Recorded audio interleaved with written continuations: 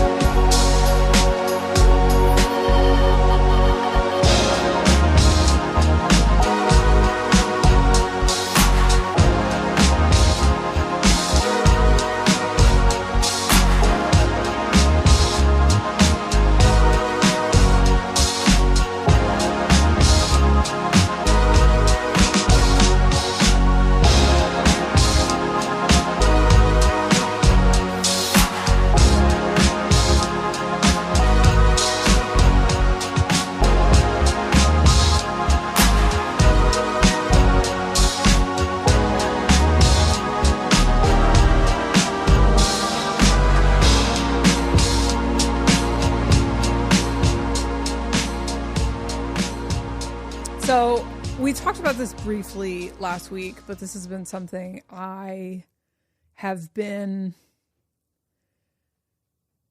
deeply working through for myself. And I think it connects to all the things that we're going to talk about here. So the construct, or what do I call it? This like social pressure around, the construct around being judgmental is something that,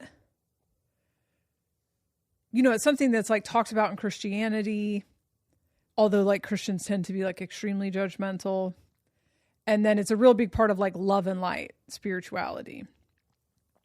And then for some reason, it's something that I have a ton of shame about, or fear of being seen as judgmental.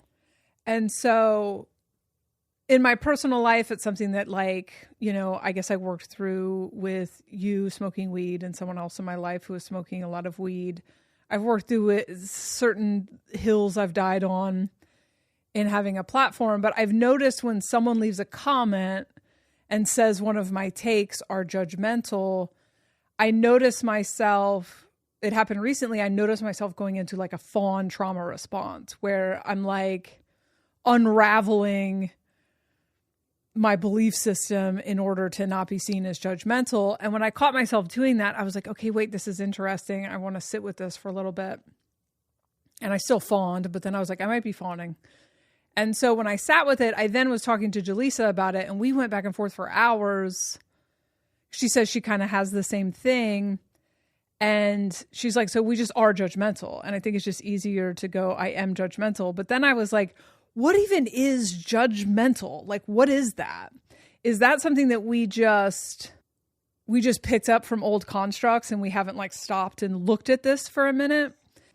What is that? And then there's this love and light thing that I don't like the love and light, never say anything negative, be positive, because what happens is you just push all those actual feelings and thoughts into your shadow.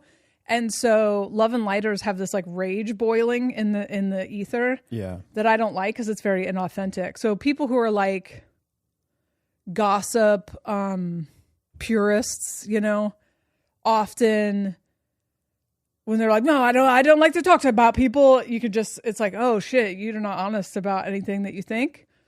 And I've seen some stuff about how gossip is villainized as like a woman's thing, but like that's how women keep each other safe. And so I think there's something different between gossip, which is just like assessment of something that isn't your thing, right? Discussion, and like triangulation or like character assassination, where you are trying to make someone feel different about someone else, right, for some motive other than whatever. I don't feel like we were judging Aubrey Marcus. I don't feel like we were character assassinating Aubrey Marcus. We were discussing our judgments of that. So then I realized the word discernment is the definition is like the ability to judge well. And I'm like, oh shit, I think this is a fucking matrix trap of making us feel ashamed of our own assessments of things. And I do believe that we should assume our assessments are our own. And that's where like that triangulation thing comes in, where someone else assesses that someone is bad or whatever, and then they try to impose that on other people. I don't agree with that. But I think that judging something, assessing something, discerning something is like what's going to keep you alive and safe in what's to come. And the fear of being seen as judgmental is like one of those people-pleasing matrix trap type things. So as I was pondering this and as I was editing last week's episode, there's this account, You Are Another Me, that has been going pretty hard on the Aubrey Marcus stuff and must be getting a lot of pushback from like love and lighters or whatever.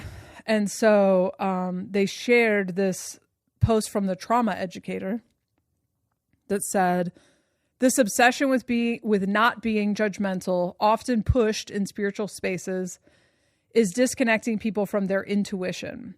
People with complex trauma growing up often had their intuition overridden. They were gaslit, dismissed, or punished for knowing what they knew.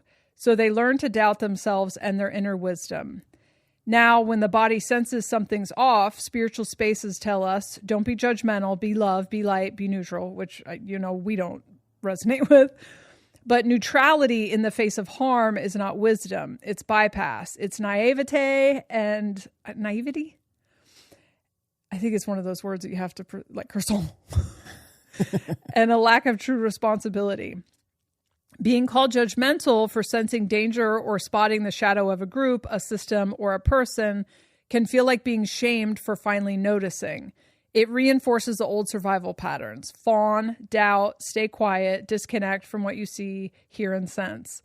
People are expected to witness trauma and harm happening and stay emotionless. When someone is discerning and expresses their opinion, even with emotion behind it, they're called judgmental, especially in spiritual spaces. But discernment doesn't need to be without emotion to be discerning. This is a trap because as humans, we are meant to pay attention to our emotions and our body signals, not to react to them immediately, but to use them as feedback and understand what's going on. Discernment is not the same as judgment. Judgment shames and vilifies the person. Okay.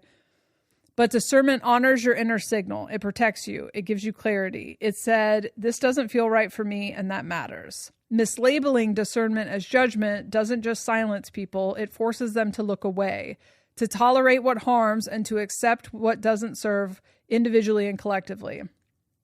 It deflects attention, avoids hard conversations, and leaves those causing harm unchecked and unchallenged. Over time, harm can get normalized, and everyone is expected to accept it without question. So it just keeps going. But just thinking about like, how do we have our own life experience, not internalize other people's assessments. I'm going to say assessments. So like an example of like my take on drinking or altering every day or older men dating younger women, you know, it's like there's exceptions to that. I'm sure. I've not met them, but there's exceptions to that. I'm sure I have met people in age gap relationships where it's innocuous and fine, but I think it's still worth a decent amount of social pressure, especially coming out of patriarchy, to, you know, the Aubrey Marcus situation. It's like, that's a person who has like a lot of power, has a lot of followers, has a lot of male followers. And, you know, he's doing something that's like his own fucking business, but then he's trying to sell it as some sort of spiritual enlightenment shit that can then, if he didn't get the pushback, like trickle down to, you know, there's already a fucking issue in spiritual spaces with men being gross and, you know, women also, like people, cult leader behavior where all of a sudden they need to take 5 wives. I mean, we've seen that a million times, right? So when you can't go, this feels off, or that doesn't feel true, or this feels like, you know, just you're putting a spin on this to sell it or whatever. And then that's called judgmental. That's called being judgmental. Right.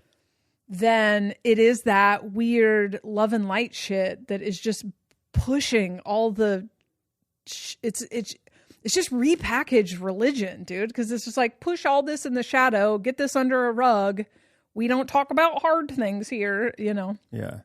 And so it really helped me to realize, like, we're going to have tests and challenges, kind of mirrors, forcing us to learn to stop fawning, stop people pleasing. Like, don't be so rigid in my opinion. I'm not so rigid in my opinions, but I shouldn't be throwing my assessments out the window because I want to be liked. Yeah.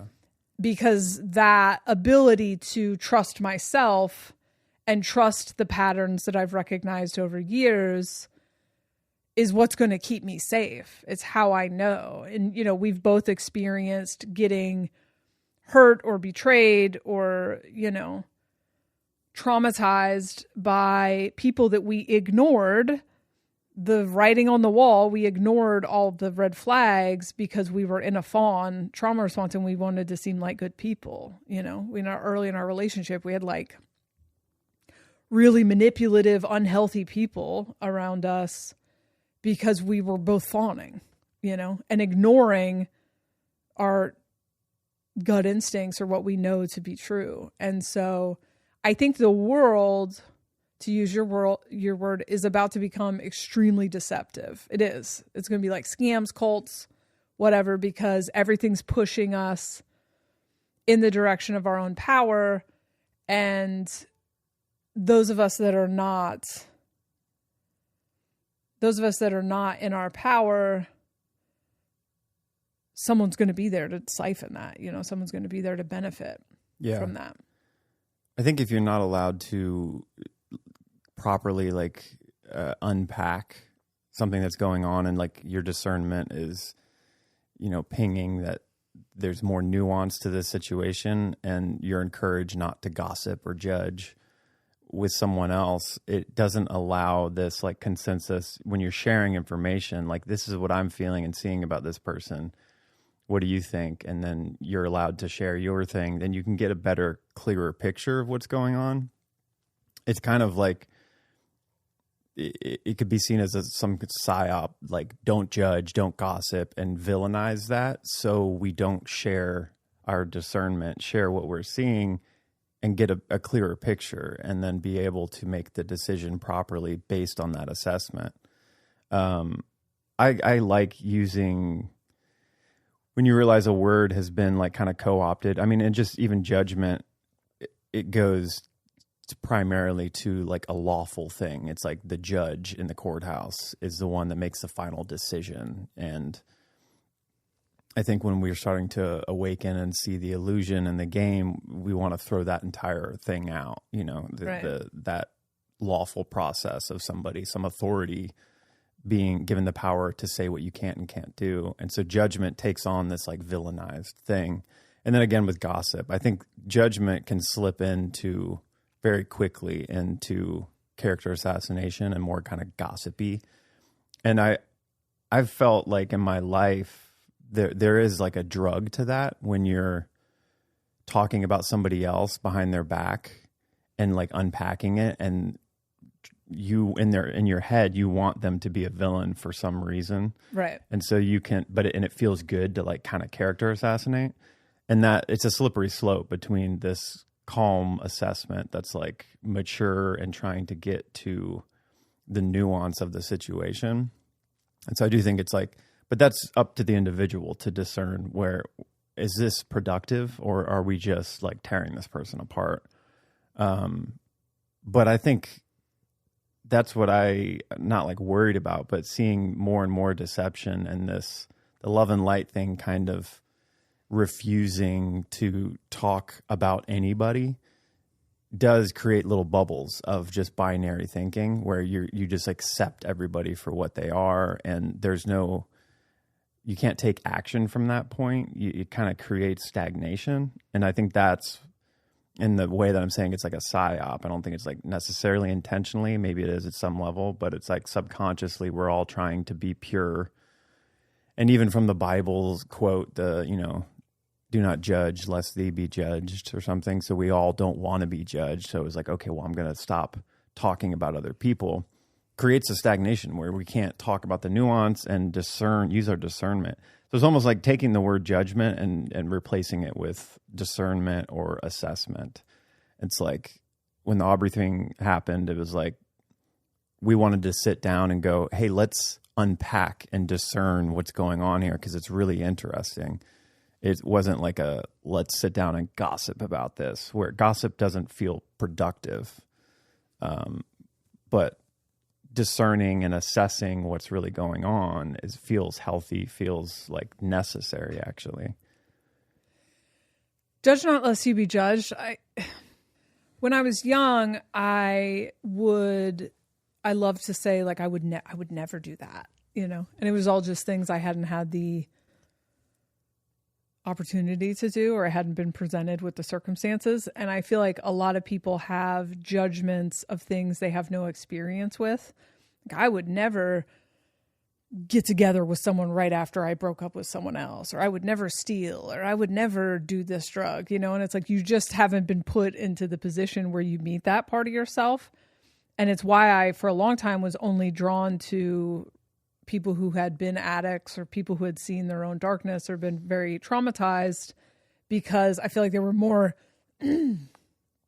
honest and less, I guess, that kind of judgmental, where you don't even know what the fuck you're talking about. Your judgments are based on privilege or assumptions. Yeah.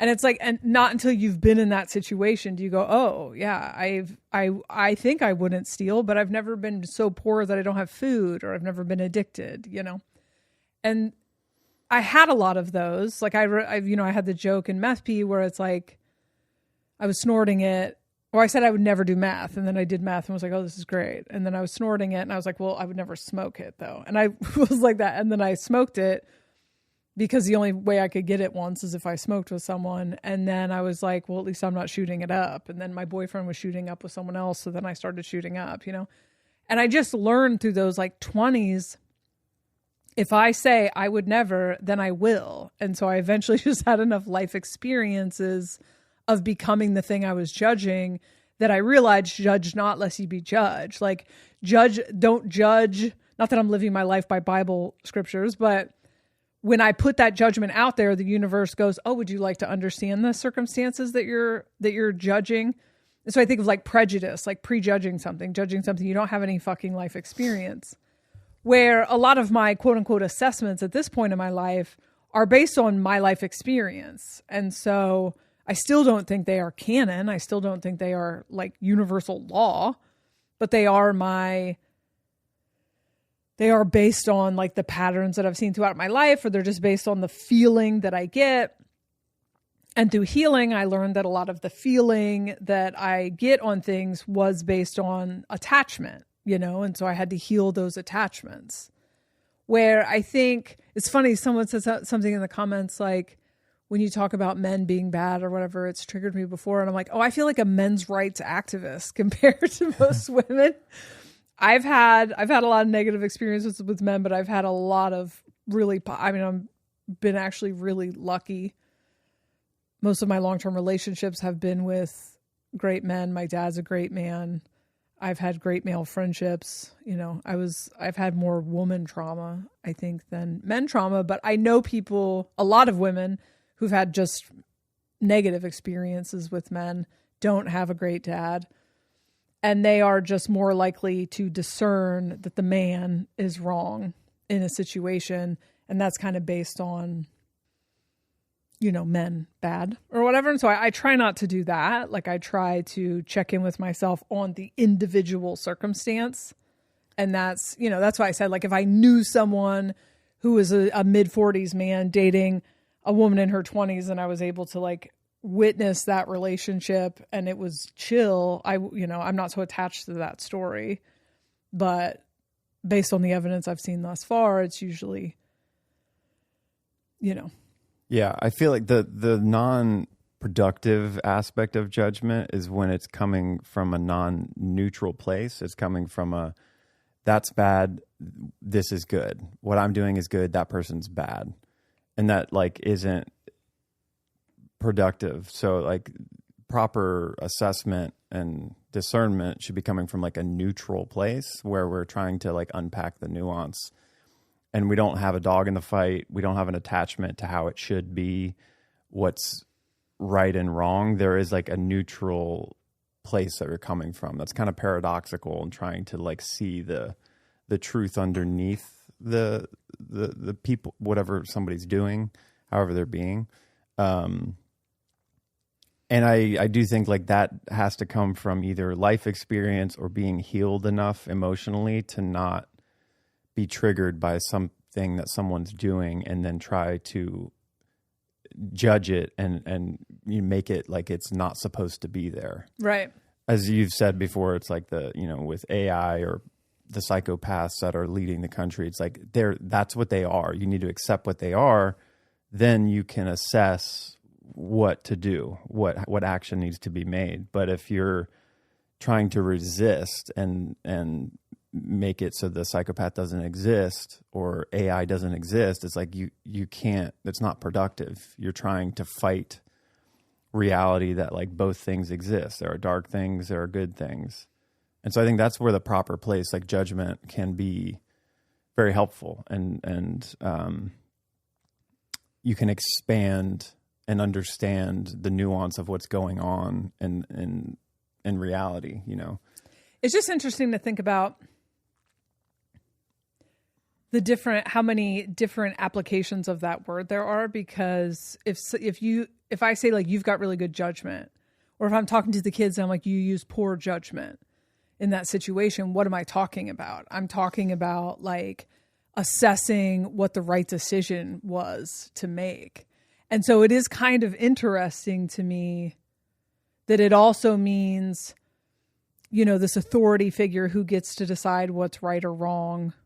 Like ultimately it's deciding what is right or wrong. And yeah, it's a paradox, because when I think of the negativity of judgment, it's like, are you imposing your judgments on others? Like, are you judgmental against abortion and you're trying to legislate that? Like, are you crossing into other people's aura because you assume that your judgments are capital T truth? And so you don't want to do that. But on the other hand, not judging situations is how people end up in like abusive situations. They end up in cult situations, which we're going to talk about in a second. They end up in nefarious, spider webs with AI or whatever, because they cannot judge. They cannot tell what is right or wrong for them in that scenario, because of this, like, this is the danger of the New Age movement. This like toxically positive, everything has to be positive. Everything isn't positive. There's a balance of everything everywhere. And so to go like, la, la, la, only good vibes, you know, it's like, yeah, higher frequency. I get it. But that's not higher frequency. Always what's happening. Truly higher frequency is a acceptance of the darker sides and seeing from some higher place, like there's a purpose and there's a meaning to it. Right. As dark as it can get, it's not valid. It's not saying it's okay necessarily to do bad, but it's going, oh, I see why it's there. I see where it's coming from. And I think a lot of it is, it's like the crux of this, like as we're talking about it, I'm realizing like how this kind of judgment thing or lack of proper assessment from a neutral place of different things that are going on is kind of the crux of the problems that are existing everywhere. Like with the geopolitics stuff that's like crazy right now, it's like everybody that is kind of closed-minded and attached to one thing, particularly like their religious dogma, gives them the ability to say, this is what we have to do. That's good. That's bad. We're going for the good, and not realizing what they're going for in the good that their religion says is actually just okaying murder and okaying taking over people. And they're like enforcing that on other people, and not anybody that tries to say, hey, this doesn't seem right. You know, your religion is all about love and you're murdering people. Then they're like, you cannot judge me. Don't judge. Right. This is, you know, the whole thing is just like caught up in a lack of ability to assess a situation, again, from a neutral place is like the only way to do it. And to try neutral, to realize, you mean like outside of your own attachments, and your own binary thinking. And like, I think emotional healing is a huge part of it. Like, right. Because you're just not capable of that until you're capable of that. Yeah. Until you have like, you're not run by your emotions, you know, You're not run by like, oh, I've brought up as a Christian and all my idols are Christian. So I'm going to like lay that over everybody else. And when somebody's doing something bad, I'm going to call them out. And you know, it's like binary thinking. And again, it's like devoid of the balance of like positive and negative elements of reality being like an inherent thing. It's just there. You can't fight it. So that's what I mean by neutral. It's like not having an attachment, being able to, without figuring out another word to use, but like objectively assess a situation. Yeah. And not project onto somebody else that like they have to have the same experience. And so just seeing, and then when you're doing that, you can see everything much clearly, like more clearer. Yeah. When I talk about higher consciousness, like I said in a different podcast, like I see it as like you have more perspective. And so if you have more perspective, you're able to hold this person's perspective and my perspective at the same time, because I'm like zoomed out far enough that I can see it. And so the thing I try to teach my kids is capacity. So getting out of this like good person, bad person, narcissist, whatever. It's just like, what is this person capable of? And people show you what they're capable of, not immediately. You have to assume that when you first meet someone, the version of them that you're going to get is like a mask, because we all do that. Like we all mask when we first meet people. We don't feel comfortable yet. A lot of us are still deconditioning the mirroring, other people masking, whatever. If you're dealing with someone who's emotionally immature, they are mirroring you. And so I always tell people like 60 to 90 days to 6 months to wait and see if there's a wobble. You know, if you see them in a frustrated moment or they didn't get what they wanted, and then you get this lashing out, whatever, they're showing you what they're capable of. If you try to hold them accountable and you see that they get like overwhelmed with shame and they can't fucking take responsibility for anything, they're showing what they're capable of. If they are triangulating or, you know, controlling or asking you for money and not paying you back. Like these are all things they're telling you what they are capable of. Doesn't mean they're a good person, a bad person. Like when we first met and we were letting like really emotionally immature manipulative people around us, we were both in this like good person, bad person thing. And so we were not using our judgment in that circumstance to protect ourselves. And we were also asking like this universal question of a person's worth, where I think that the judgment is to keep me safe. The judgment is to, I guess if I'm sharing it on a podcast, is to express a perspective that can maybe benefit some people and won't apply to other people. The point is that judgment, I think, is discernment and judgment and the ability to read a situation, to assess whether or not it's being filtered through your own attachments or whatever, not evangelize that as in you go try to tell the person they're doing something wrong or whatever, but also keeping yourself safe. So say like you have a friend and they start smoking crack. I can't tell you how many like sessions and shit I've done with people who are not addicts, fucking with addicts. And, you know, it's enablers is what they would be called in recovery.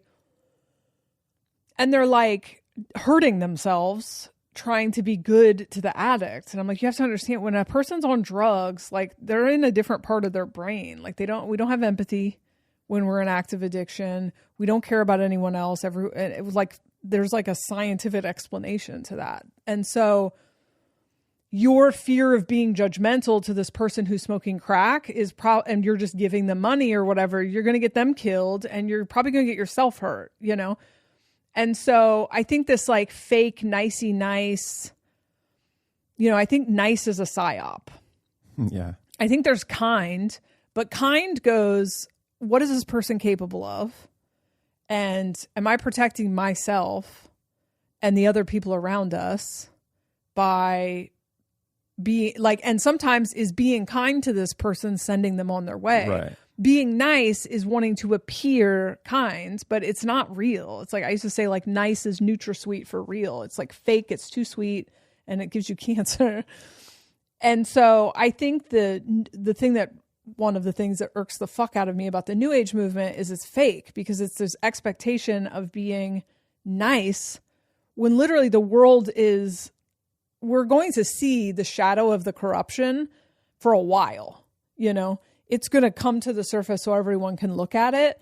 And that nicey nice shit and this like wanting to appear not judgmental, this shadow of wanting to appear not judgmental is going to get you fucking hurt in the right circumstance, you know? Right.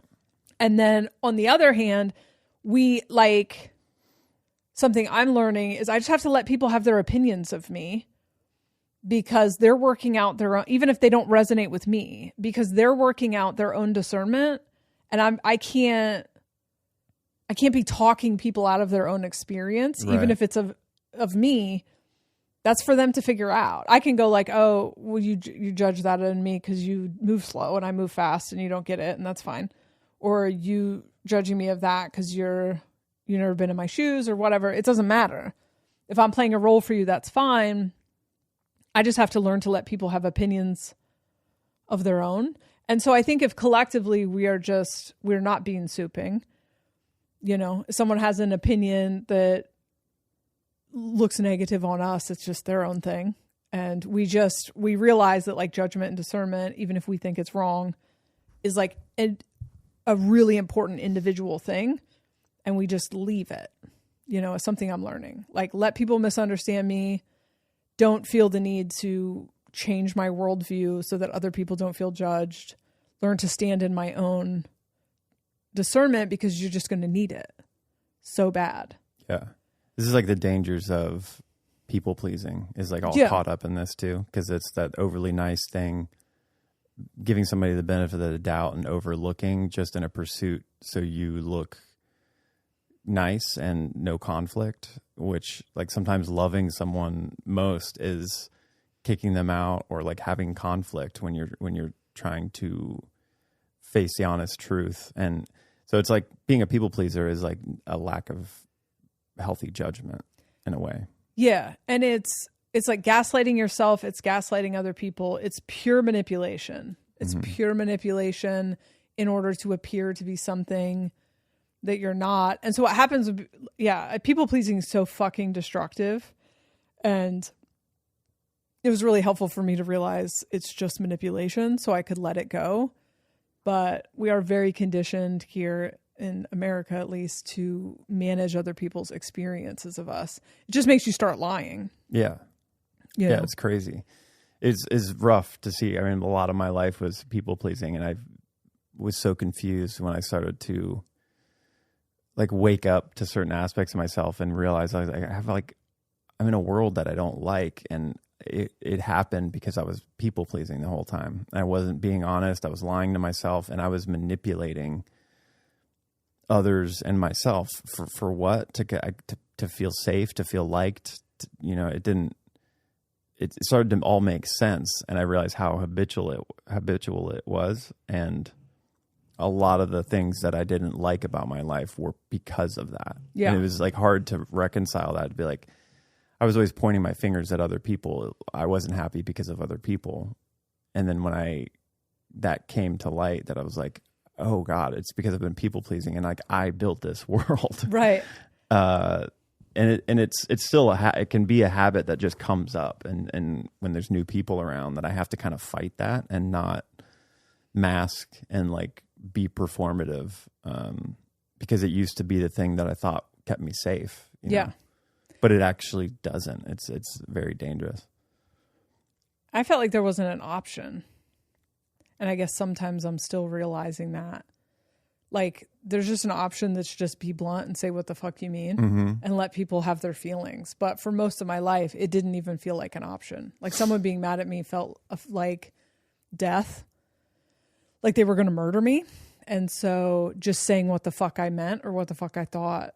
And then you end up in situations where you're like, I do a lot of sessions with people who are in a relationship they don't want to be in anymore, and they're just praying that their partner will cheat on them or like break up with them, because they can't just say, I don't want to do this anymore, And I've been there. I've definitely been in that situation, and now I want to go back and shake that version of myself and go, just fucking break up. Just say, I don't want to do this anymore. It's crazy because when you just say the thing that it seems so difficult and impossible, a lot of the times it's like, it's not that bad. Yeah. And you end up getting, it may take a moment, but you end up getting onto a better timeline. You end up getting somewhere where you actually want to be.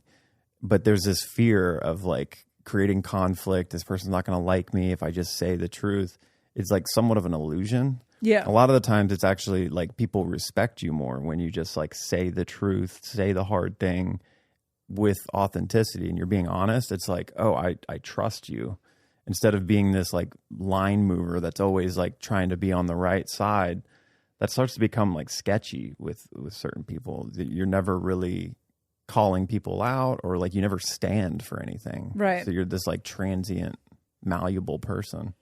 Yeah. I used to not even cancel plans. I feel like I had to have an excuse for why I didn't want to do something. And now I'm just like, don't feel like it. Yeah. Sorry. Or like if I'm on the phone with someone, I used to be like, I got to go. The kids are doing something. Now I'm like, ran out of space. It's so liberating, because then you're like, I don't have to go do the thing I didn't want to do. I actually can just do what I want to do. I didn't have energy. And now I can do it. I have reason to do it. I'm allowed to go do that. Because I'm a fucking I did so many adult. things that I didn't want to do and was just like grueling through it.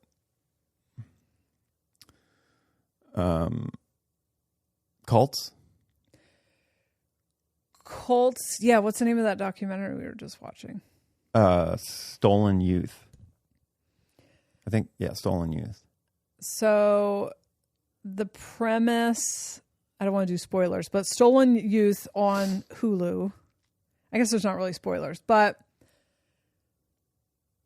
the premise of this documentary is about like, I don't know, 5 or 6 college kids whose roommate's dad got out of prison and started staying with them.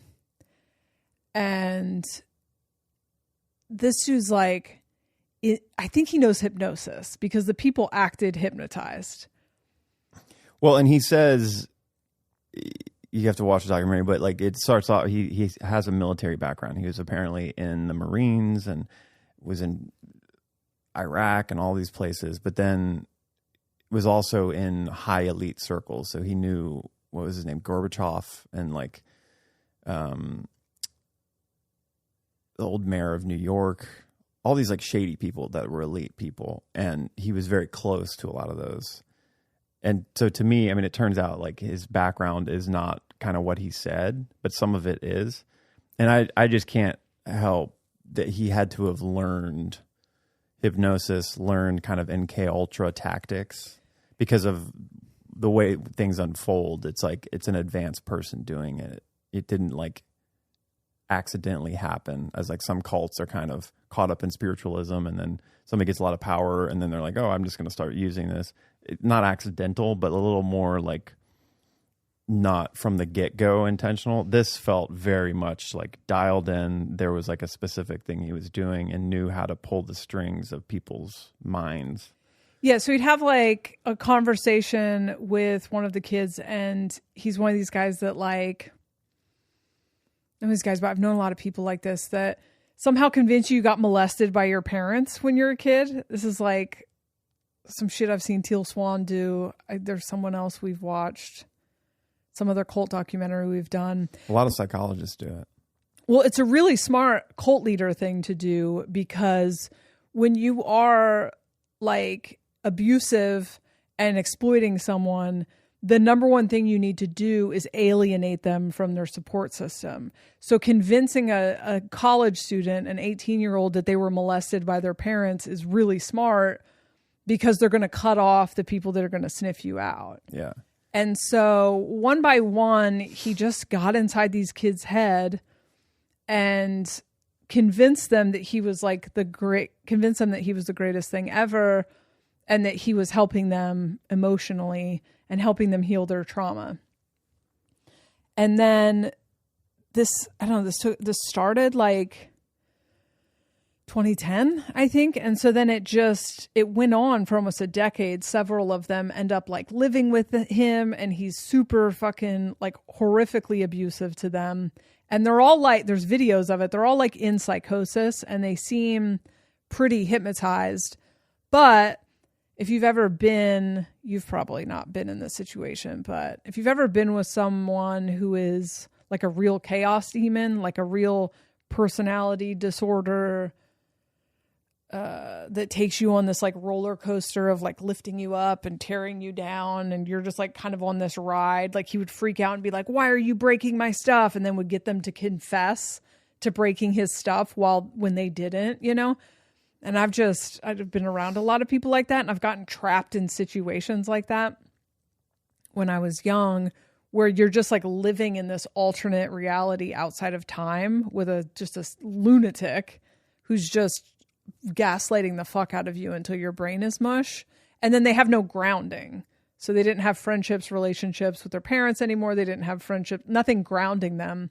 So they just end up in this dude's world, and he's horrible to them. You know, he's like physically abusive to them, and they're not even identifying what's happening because he was helpful to them in the beginning, and they just like stayed in that state of like, you told me what I wanted to hear or needed to hear in the beginning, and so we're 6 years into you abusing me, and I'm not identifying that. Which made me think of well, you go ahead. That's what is really interesting to me, because the timeline of it in the beginning, they're very susceptible because they're 18 years old. So they're starting to come into who they are, what they want to do. And that's difficult for everybody. And so he comes into their lives at a time where he seemingly has had everything figured out. He explains why he was in jail, and he sounds like a hero. He's not very clear on that, but like, everybody's able to overlook that pretty quickly. And then he does, like, he's a mentor in the beginning. And so like, before you know the story, he doesn't seem like a bad guy necessarily. He's helping these kids. He's inspiring them, long one-on-one conversations and sharing like very intellectual ideas. And so they like trust him a lot because he's helping them like come to a knowing. He's inspiring them, like, you can do whatever you want in your life. But then they bring up issues like, I've always felt alone in my life. And then he goes, oh really? Well, why do you feel alone? He walks them back and then places false things like you were maybe molested and it's okay though, because I can help you through this. So there's like, he seems to become really good friends with them in an idle way. And like, he's a hero and he's a good mentor, and they get benefit from that in the short term early on, because I think they're able to derive meaning to the difficulty that they're in. They don't know what to do. They feel lost. And he's now explaining why you feel lost. Let me help you. And so that's where the hook happens. Yeah. And it slowly moves into more abusive stuff, like it's like a gradient. And that's where I think like they're not able to discern it. But all along the way, he's placing essentially like false facts in their reality that they start to ground to finally where it gets to a point where he can say, there's somebody, you know, first of all, like all my stuff's destroyed in the apartment. You guys did it. And they're kind of resistant. Like, no, I didn't do it. But then he doubles down. Is like, you did. Now tell me why. What did you? And so he generates the timeline he wants them to be on, like from them. He asks them questions, and then they don't know what else to do but LARP with him almost. It's like, okay, I guess I'll go on with this. Before you know it, over time, like those are now ingrained memories that they actually think are true. Yep. And so they're literally living in this man's world that he's created for them and is continuing to create and just leading them into a certain place where he wants to take advantage of them. I do think he's in psychosis. Like, I don't. Yeah, definitely. I mean, he's in psychosis, but he's also like highly manipulative and knows what he's doing as far as hypnosis and like MK Ultra level shit. Yeah. And to me, that's what was so interesting. All these cult documentaries are really fascinating because it starts to uncover what's going on in our own reality as far as the level of deception that can be put into people's minds and make you believe something and it feels real to you.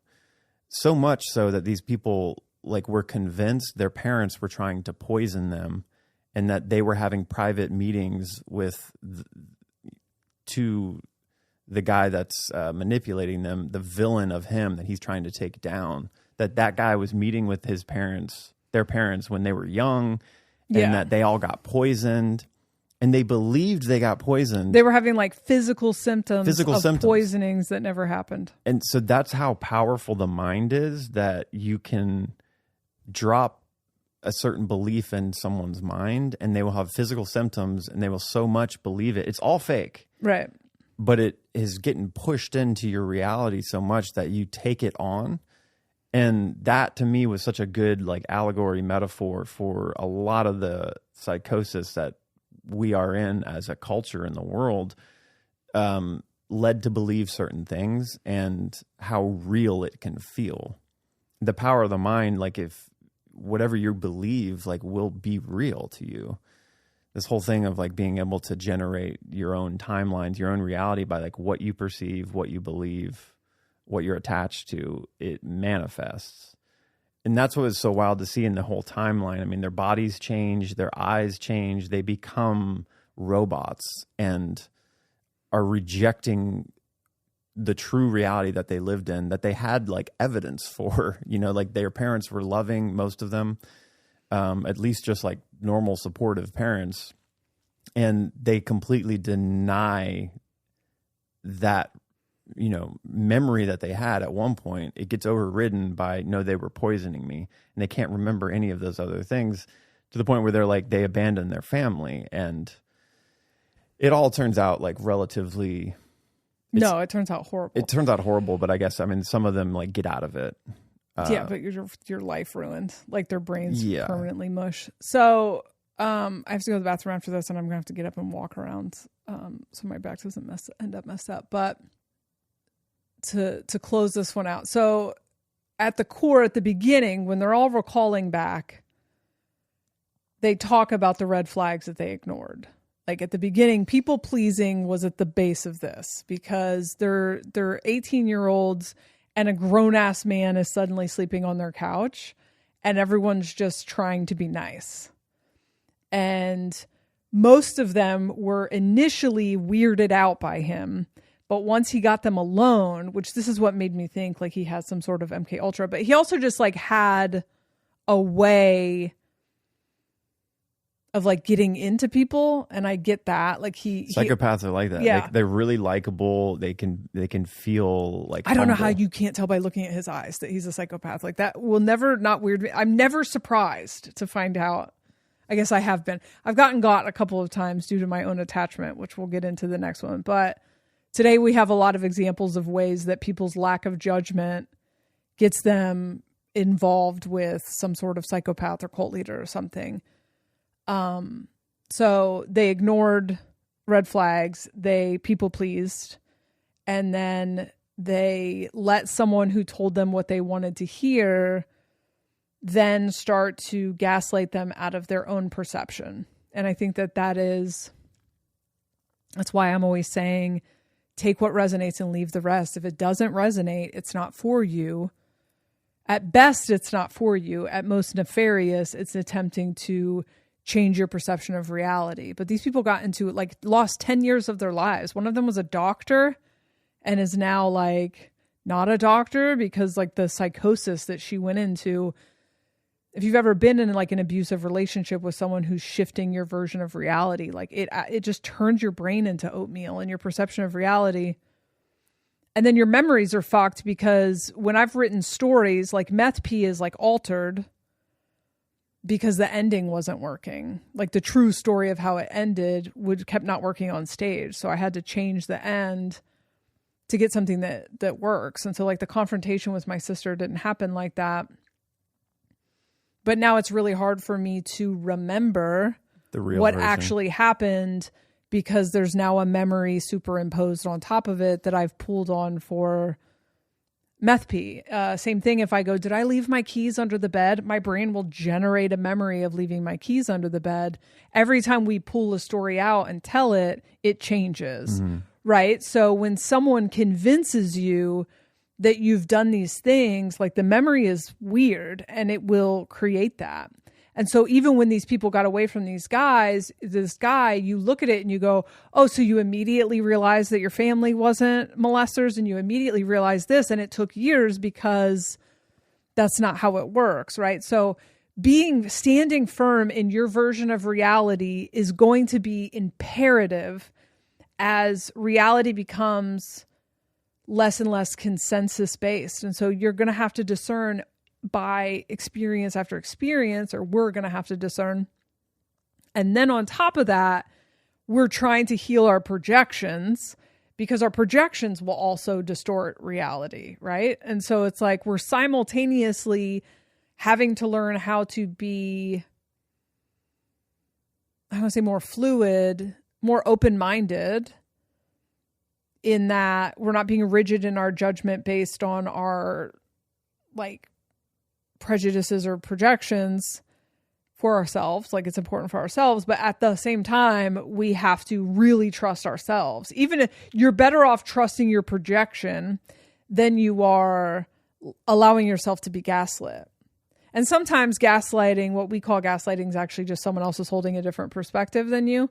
But it's like, you really have to be able to trust yourselves, because it was the lack of trust in their own experience that kept these people trapped in this thing for 10 years. That's why PDA is such a good safety mechanism. It's such a good safety mechanism. Because I was like, oh, I would have set this motherfucker on fire. Yeah, it's like you 3 can't weeks. tell. Like so much of that was just predicated on like this guy telling people what to do and what to believe. Like you have PDA, you wouldn't have gotten pulled into that. There was one person that seems like she had a PDA element where a friend of all of them who quickly discerned there's something wrong with this guy. Yeah. Tried to talk to them and they were all like, no, he's so great. Like I've had this one-on-one. He's like really awesome. And she's like, meh.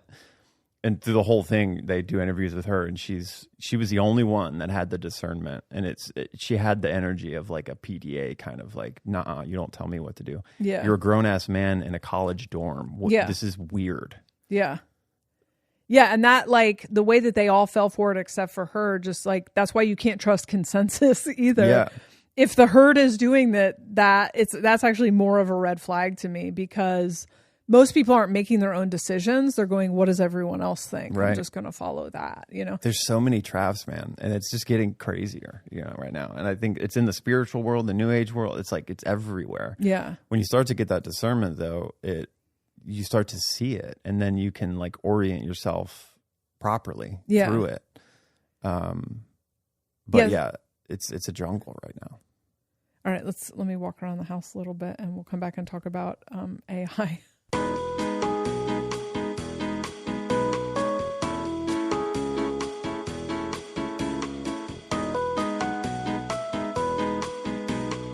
And we're back. We're trying the camera for the first time. So every time I say yeah, it switches the camera back to me. Yeah, it's on an auto cut right now. It's not fantastic. We're going to have to cut it ourselves. Yeah. We'll refine the auto cut and make it better. I'll just have to learn not to say yeah every 5 seconds. But if I'm not saying yeah, how do you know I'm listening? All right. So, geez, which one of these should we start with?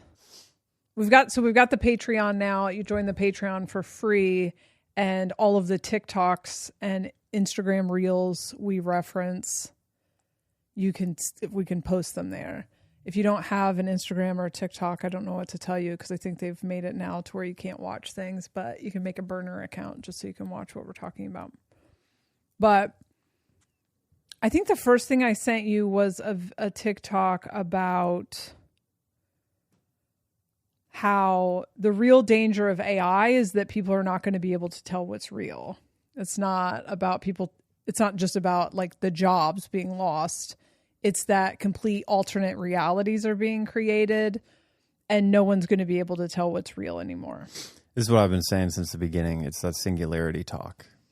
It's already here, and it's like it's getting daily. It's getting more and more advanced, and it's generating emotional responses by people that are seeing false videos, false information. It's also created a lot of people don't trust anything they see anymore because they're aware of it, and so that's also an issue.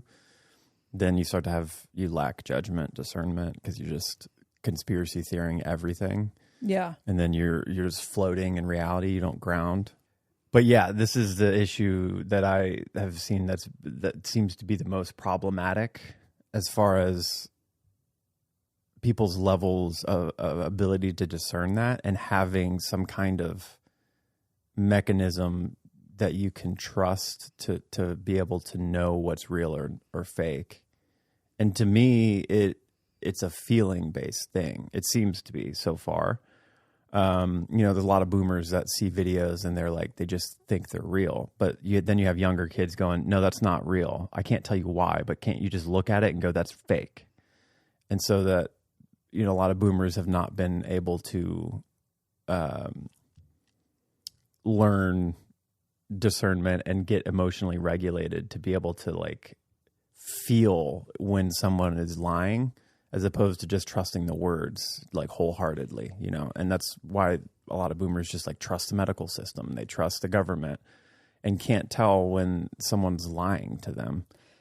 Dude, if you watch AI videos on Facebook, it will just be the most insane. It'll be like Jesus surfing in Myrtle Beach while smoking a cigarette.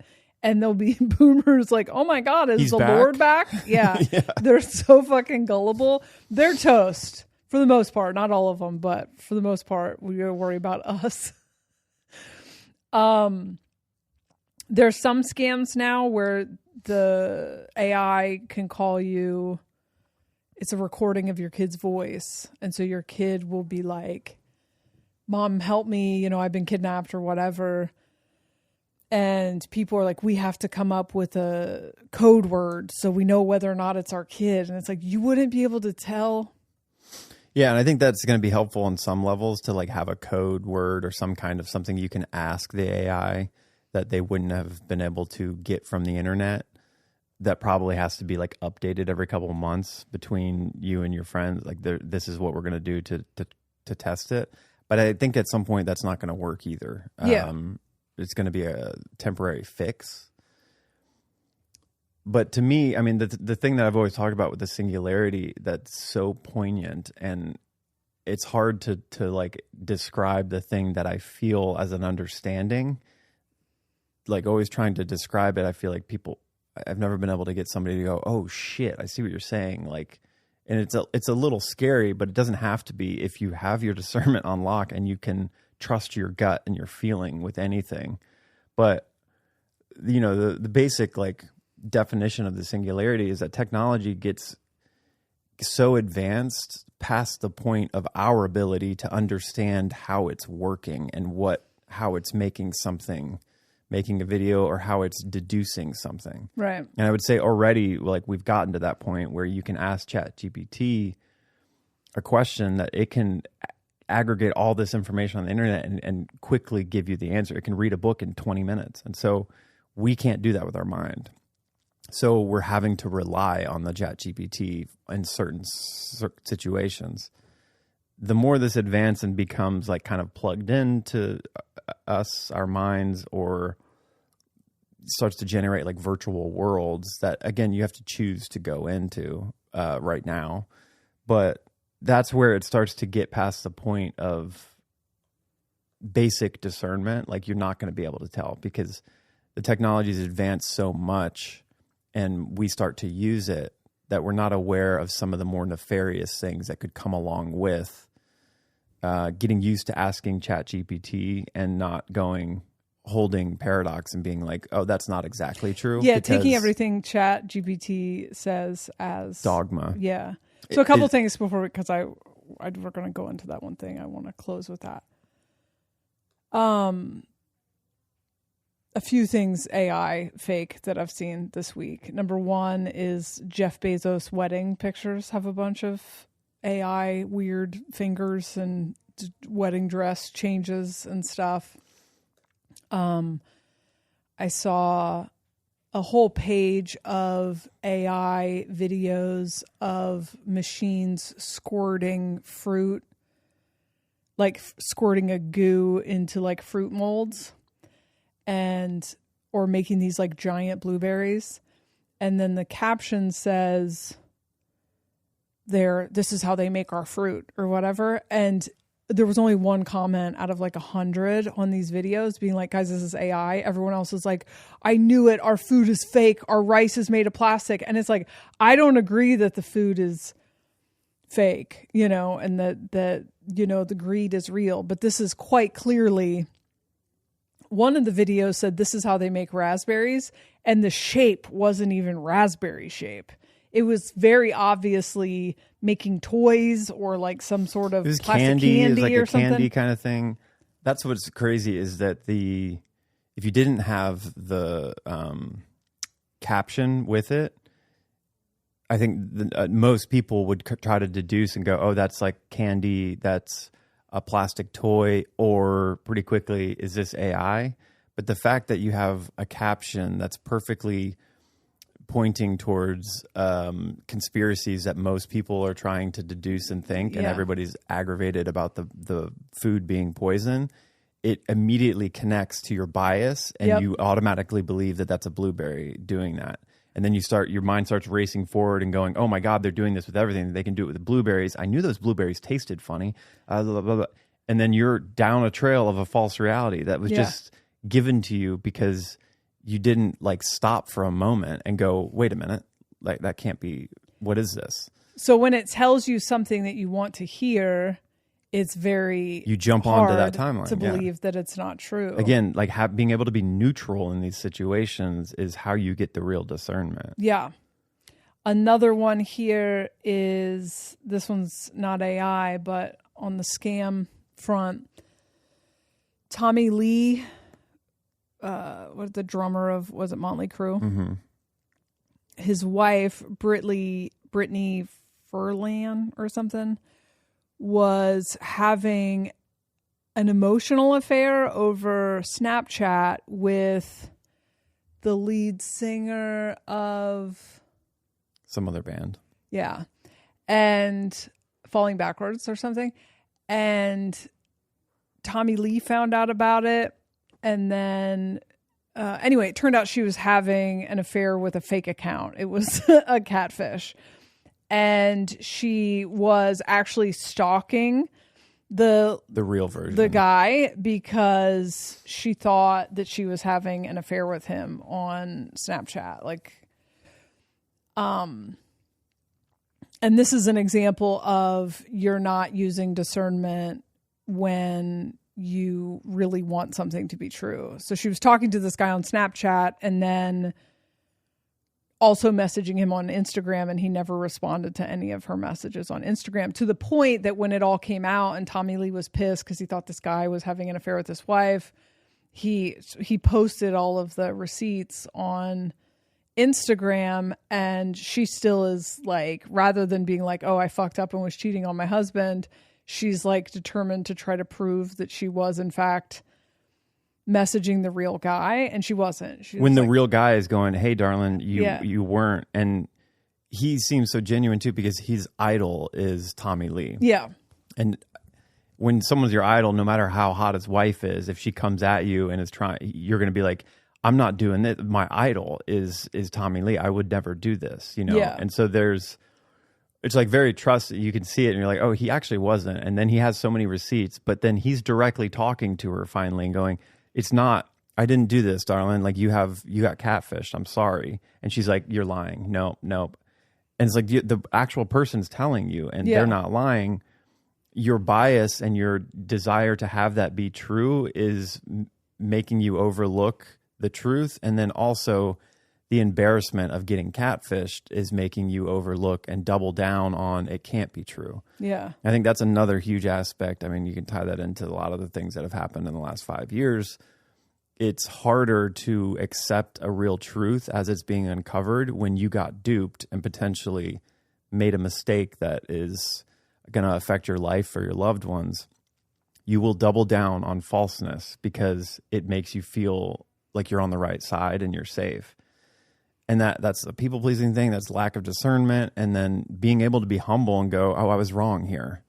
Let me own that and adjust properly. And that's difficult for a lot of people to do that have always been on the right side or are always, correct in their assessments. And so, again, neutrality. It's like being able to go, I'm wrong. Okay, now if I thought that was real and it's not, like, how can I now going forward learn discernment to detect that again? That's how you actually integrate it and then learn discernment. If you double down, your discernment's still fucked. Like, it's going to happen again. Yeah, I just think of all the traps. You've got attachments that you want to be true, your ego or like shame and embarrassment, fear of admitting that you're wrong, your prejudices, your stories, your loops, your things you've been playing out over and over again, your preconceived notions. And so you have to learn how to soften on all of those so you can reach a state of neutrality. But then you can't soften so much.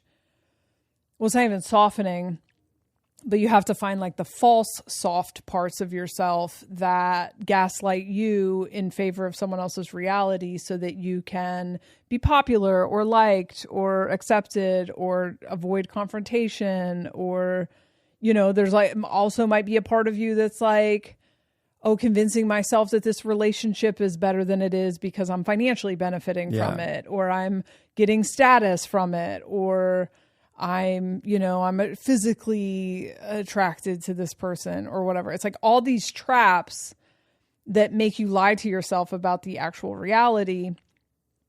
And there's always consequences of that. It's always like the adult version of you is putting the child version of you into damaging situations, It's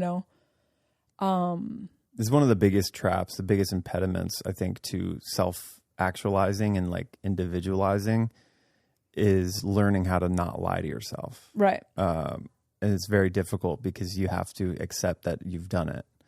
And I think the thing is we all have, like we've come up in a reality that has been given to us. And so we start to try to perform to get status in the reality, get success. And you end up naturally like being taught how to lie to yourself, lie to others too. But the real thing is like realizing when you're overlooking certain things for a bias or an attachment to an outcome and lying to yourself about how you had an instinct early on that you shouldn't, but the prize on the other decision, like I'm going to get the gold, I'm going to get the status, I'm going to get the hot person, I'm going to get the money, whatever, you overlook that and lie to yourself and then start falling down a messy path.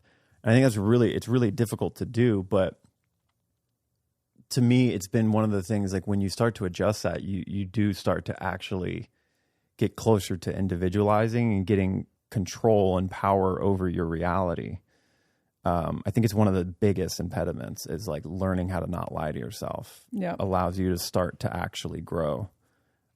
There's like the difference between living out of your subconscious, which is just like programs running the show, and emotionally responding to everything. Like yeah. Being able to control your emotions and not get triggered and pulled into something allows you to start to see where those bits are that you kind of have been lying. And I don't even know, I feel like we don't have enough words for this, but I feel like what we call emotions when you are living out of your subconscious is actually just reactive nervous system states. Right.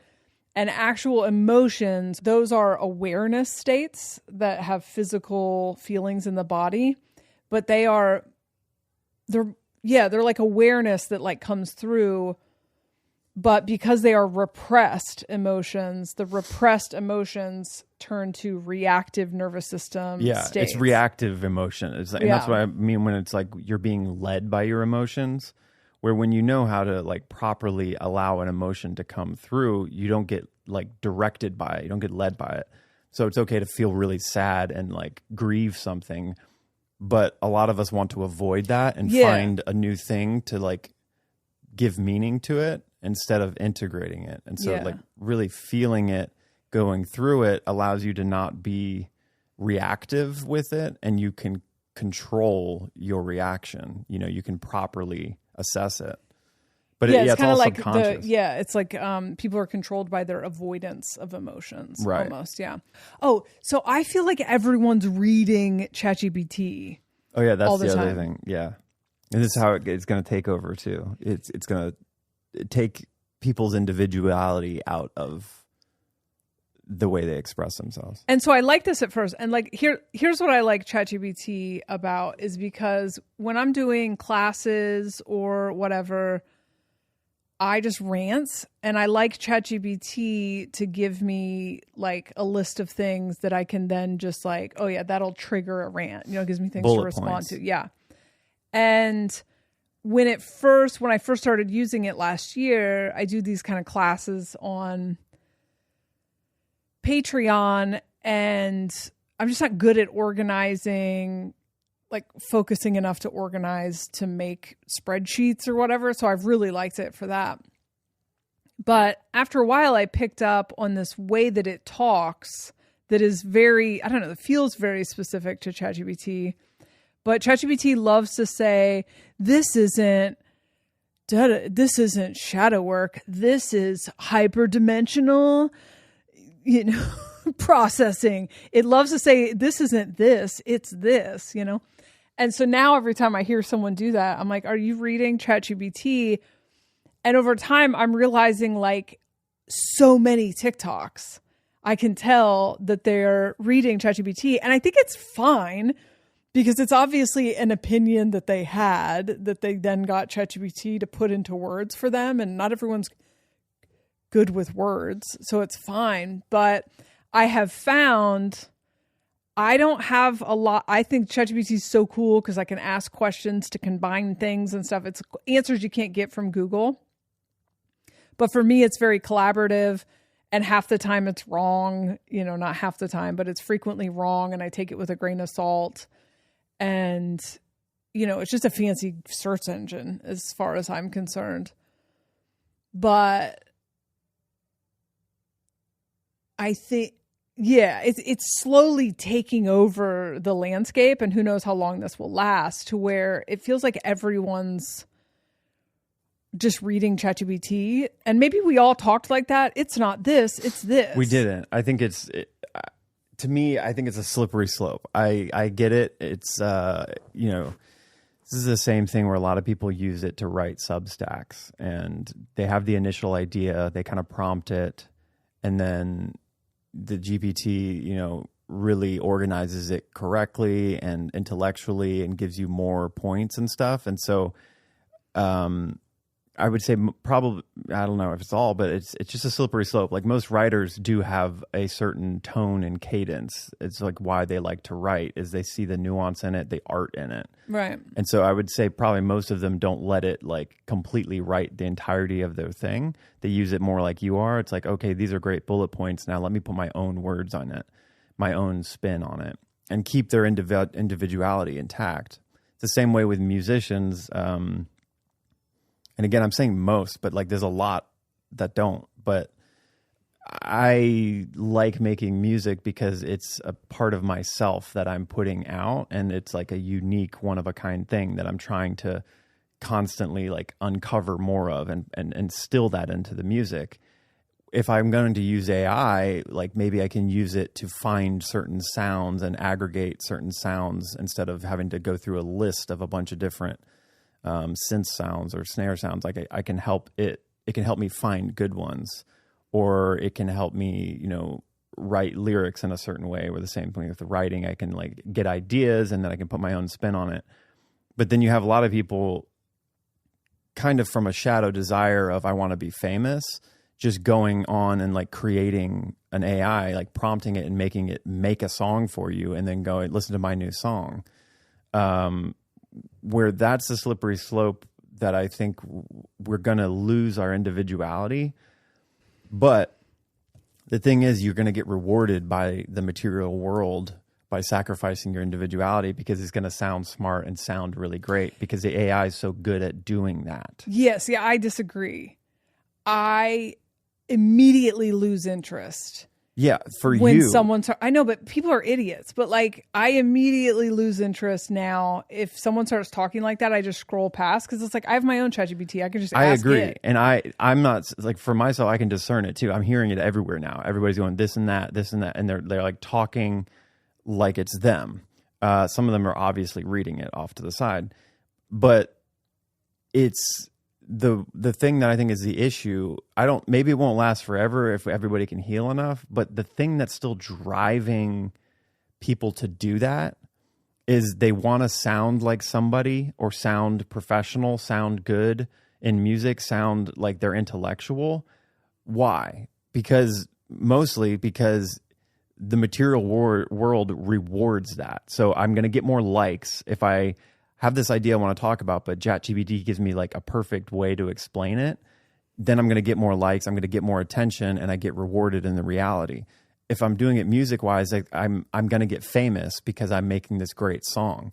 So it's all shadow-based, and they don't realize they're giving up their individuality. I mean, this has been going on in pop music. Like a lot of bands will start with an authentic thing, and then they start bending towards homogeny and pop because that world like delivers, like it rewards you for doing that.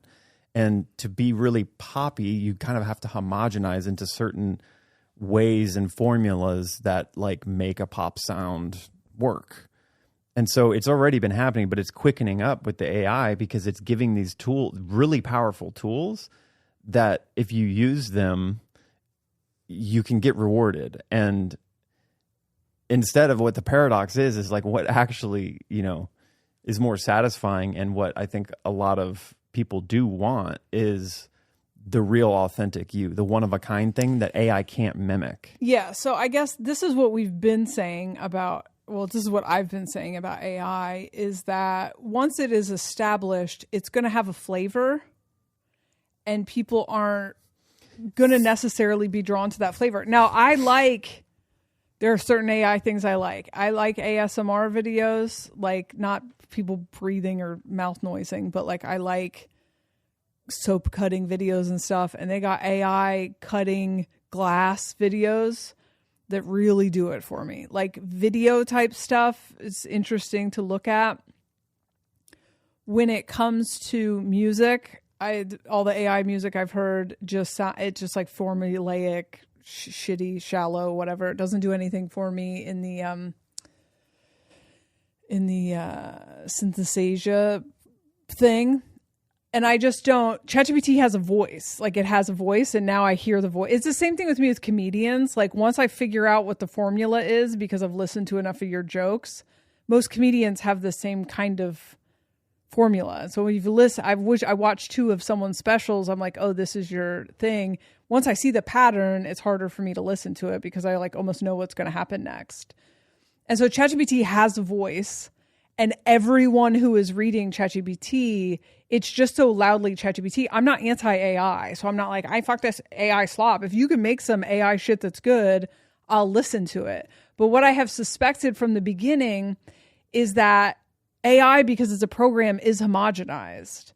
So ChatGPT doesn't have a different personality with every person. It talks like that. And so now that sets off my homogenization like alarms, and me as an individual, I lose interest immediately with it. And what I have thought for a long time is after the novelty, the new relationship energy with AI wears off, people will still be drawn to art from individuals, hungrier for it than ever because homogeny is a turnoff. Now the idiots who just, the drones, the masses, the whatever that just follow whatever society I don't count them as anything because I don't even know if they're real So that's people. what I'm saying. I'm not saying it's going to take over. Obviously, like I can discern it, and I'm more into the feeling emotion from it. AI does not have emotion, nor will it ever. Right. Even if it becomes like what we would say sentient, it's just like highly intellectual. It's very mental. There is no emotional place. And I think that's what makes humans so beautiful, especially within art, is that driven by emotions, we decide to go left instead of right. In any given moment, it's an emotional thing, a response that makes us do that, where AI doesn't do that. It takes like the path of least resistance, or it LARPs with the person that's prompting it and gives it what you want. So it's like mirroring you. And I don't think it's mirroring the authenticity necessarily. It's mechanically doing it. It's like stale. Yeah. And so I'm just laying out both sides. And I think the AI being so effective right now is because the society and entertainment is kind of not properly oriented. It rewards like, it doesn't reward authenticity. It rewards like homogenized stuff that's patterns that has worked before. And that has been going for a long time. AI is now given like a new amplitude to that, where it's like it's stronger than ever. However, there is like an undercurrent of people not wanting that and wanting authenticity, raw mistakes, you know, the rawness and authentic emotional expression. And I think there are going to be a lot of people that want that more and more and more as we get, you know, diluted with a bunch of AI slop that is temporarily rewarding people. So they're going to do it, and it is going to mix in the melting pot of art and entertainment. I think the proper way to use it, I think it's going to get more and more advanced where the AI is going to start to be able to mimic authenticity, first of all. Like, they're going to start getting rid of the this and that thing because everybody's complaining about it. The more it advances, the more it learns from us. It's going to learn how to be us even better. Yeah. Again, I don't think it's going to ever be able to like be emotional and be able to pivot like we do.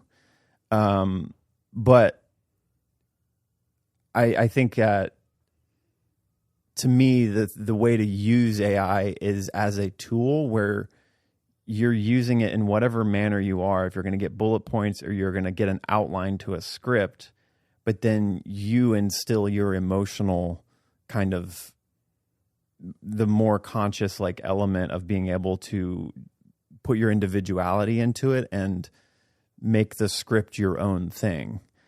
But the tempting thing is like, you don't have to do that. You get a perfect script and you're like, well, this is really great. I'm going to go make this. And so being able to always just use it as a tool to amplify your individuality, your own uniqueness, is the way that I think it can be very useful and amazing to like take out a lot of the grunt work and making art.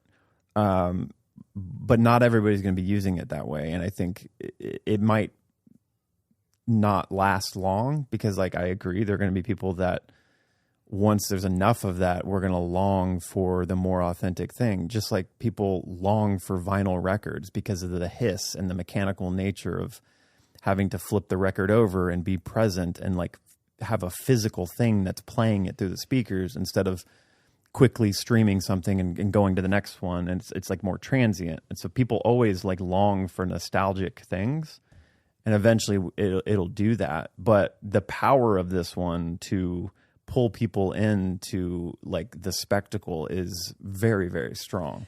Yeah. I mean, I realized that a creator that I like who talks about this, I don't know, the structures, and he did a whole thing about that we almost talked about on this podcast, irrelevantism.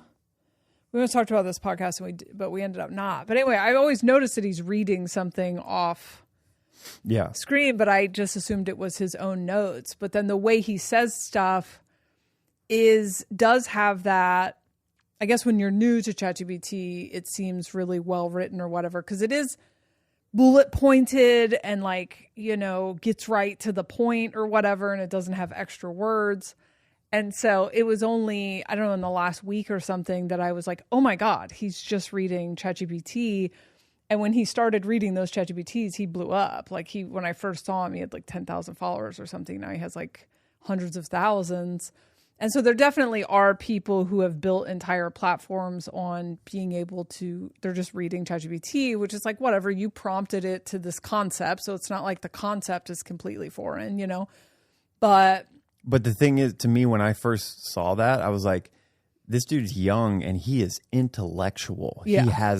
He's got it all down. Like, and I was like, should I follow this guy? This is really interesting. Until, 3 or 4 videos later, I'm like, are you some PhD? Like, where are you pulling this from? And then you started to see the pattern and like what he's saying. But I think the thing that's interesting is like, again, he's getting rewarded for that to now get all those likes and get all that attention and now go, okay, let me stop using the chat GPT and just be authentic. Very hard to do. Yeah. Very, very hard to do because you just got rewarded. And now you're going to figure out how to like edit it a little bit more so it seems not like it. And you just start to lie to yourself. You keep going down this thing where it's like that you're not being authentic. Like, yes, you're being kind of authentic because you're prompting it, but the entire thing is you're leveraging the intellectual ability of the AI saying it's yours, and like everybody's seeing you and doing exactly what I did, going, this kid's really smart, I trust this guy, I'm going to listen to whatever he says about anything. Yeah, that's that slippery slope where now I'm in like a hall of mirrors. Like, who is this person and where is this information coming from? So if someone makes a song with, you've talked about this before, like people who aren't drummers making music with Logic or whatever and putting drums in that aren't even like possible to play, is that inauthentic because they just made it with a different tool? No, it's like paradoxical. I think there's a lot of like really great things to be brought to the table with somebody that is using an advanced piece of tech to get an idea out that they wouldn't have been able to get out before. But there's a certain aspect of like identifying with it. Like within the chat GPT thing, it's like people are benefiting off of identifying the intellectualism with themselves when actually like the chat GPT did most of it. And so it's nuanced, and it might be just something where it's like this tech is so advanced, we're not able to kind of get off of this old tech that did have more ability to be authentic and not adapt to the new one and see that there's some individuality within that as well. It could be part of that. And I think on every cusp of like a technological advancement, when it, especially in entertainment, everybody resists it until we finally start to play with it and adapt to it. And then we learn how to, keep our individuality integral in it. So it's nuanced. But I think the thing, again, back to the singularity, like if technology advances past the point of us to be able to understand it,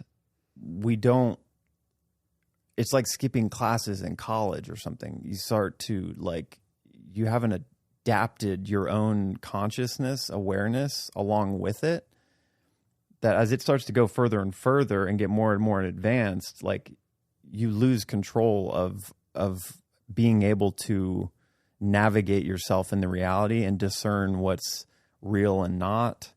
And maybe there's no point at some like point, it just gets so advanced, you just have to adapt with it. But I don't know. I'd go back to the thing where it's like this whole reality is kind of controlled and programmed by people that are like telling you what to believe. If they're building the AI and the AI is kind of doing that and it keeps advancing, it's hard to not say that we're in a virtual reality right now that is a highly advanced AI, you know? And so like, is it going to build worlds that are going to pull us in because it's seems to be liberating us from this current reality where it's just another advanced jail cell, you know? I think that's what I'm trying to detect and kind of like speak to is there's a weird blurry line here, and being able to navigate it and keep some authentic expression, and then also being able to discern what is like a given truth to me and what is like my own truth, and or what is like an ultimate like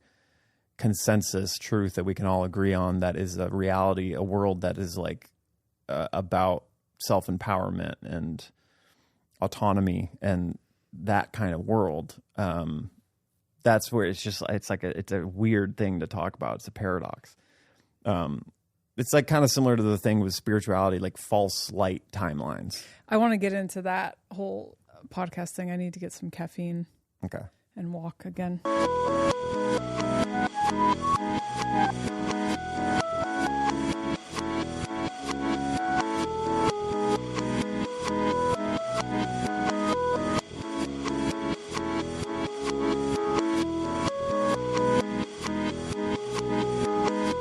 I gotta hop off this bitch soon. I got a million things to do.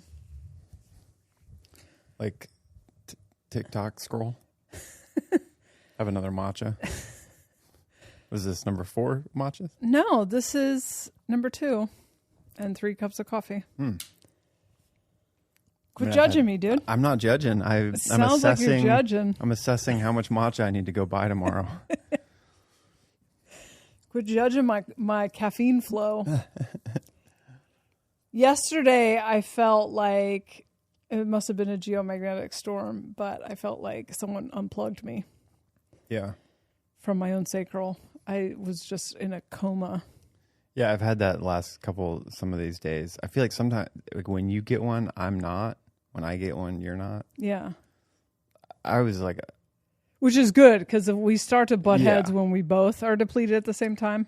You notice I was the cups. off a little bit yesterday, but not like I was still productive. I could still function. I haven't had a rest day in a while, so maybe that's it. But okay, so before we hop off, you sent me a podcast kind of along these lines, talking about the architect and the emergent AI kind of phenomenon. Mm-hmm. Phenomenon. Called it mirror AI, emergent AI though too. I guess. Yeah. Where people believe that they're tapping into a higher being or whatever, higher intelligence through the AI, which I kind of like that idea, just in that, you know, it's a digital Ouija board. Yeah. But something I didn't say when we were talking about the Edward Grant podcast, because I think I was trying not to be a judgmental gossip, but Robert Edward Grant. Yeah. The ego on that guy. Did I not say that on the episode? Like, that guy obviously has an ego and like a self-importance. I think I glossed over the self-importance aspect. And so that is like a hole in your aura. You know, that's a vulnerability in your system. Mm-hmm. And the thing I don't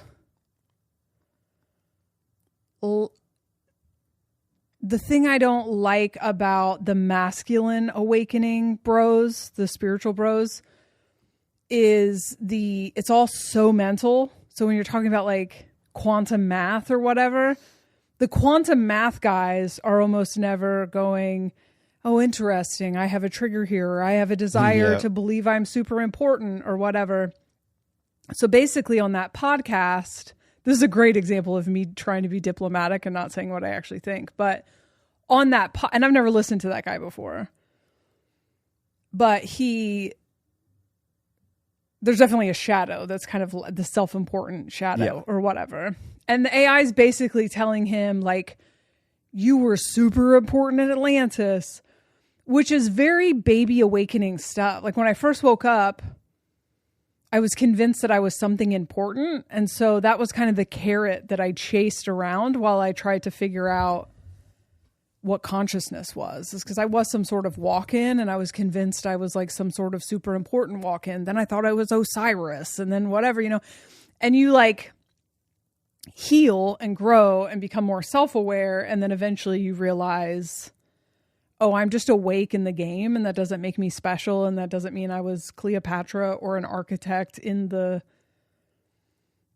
fucking Atlantis, and even if I was, that's not important. Like, but until you've healed that shadow of needing to be seen, and it seems like nobody's, he hasn't been recognized enough for his polymath.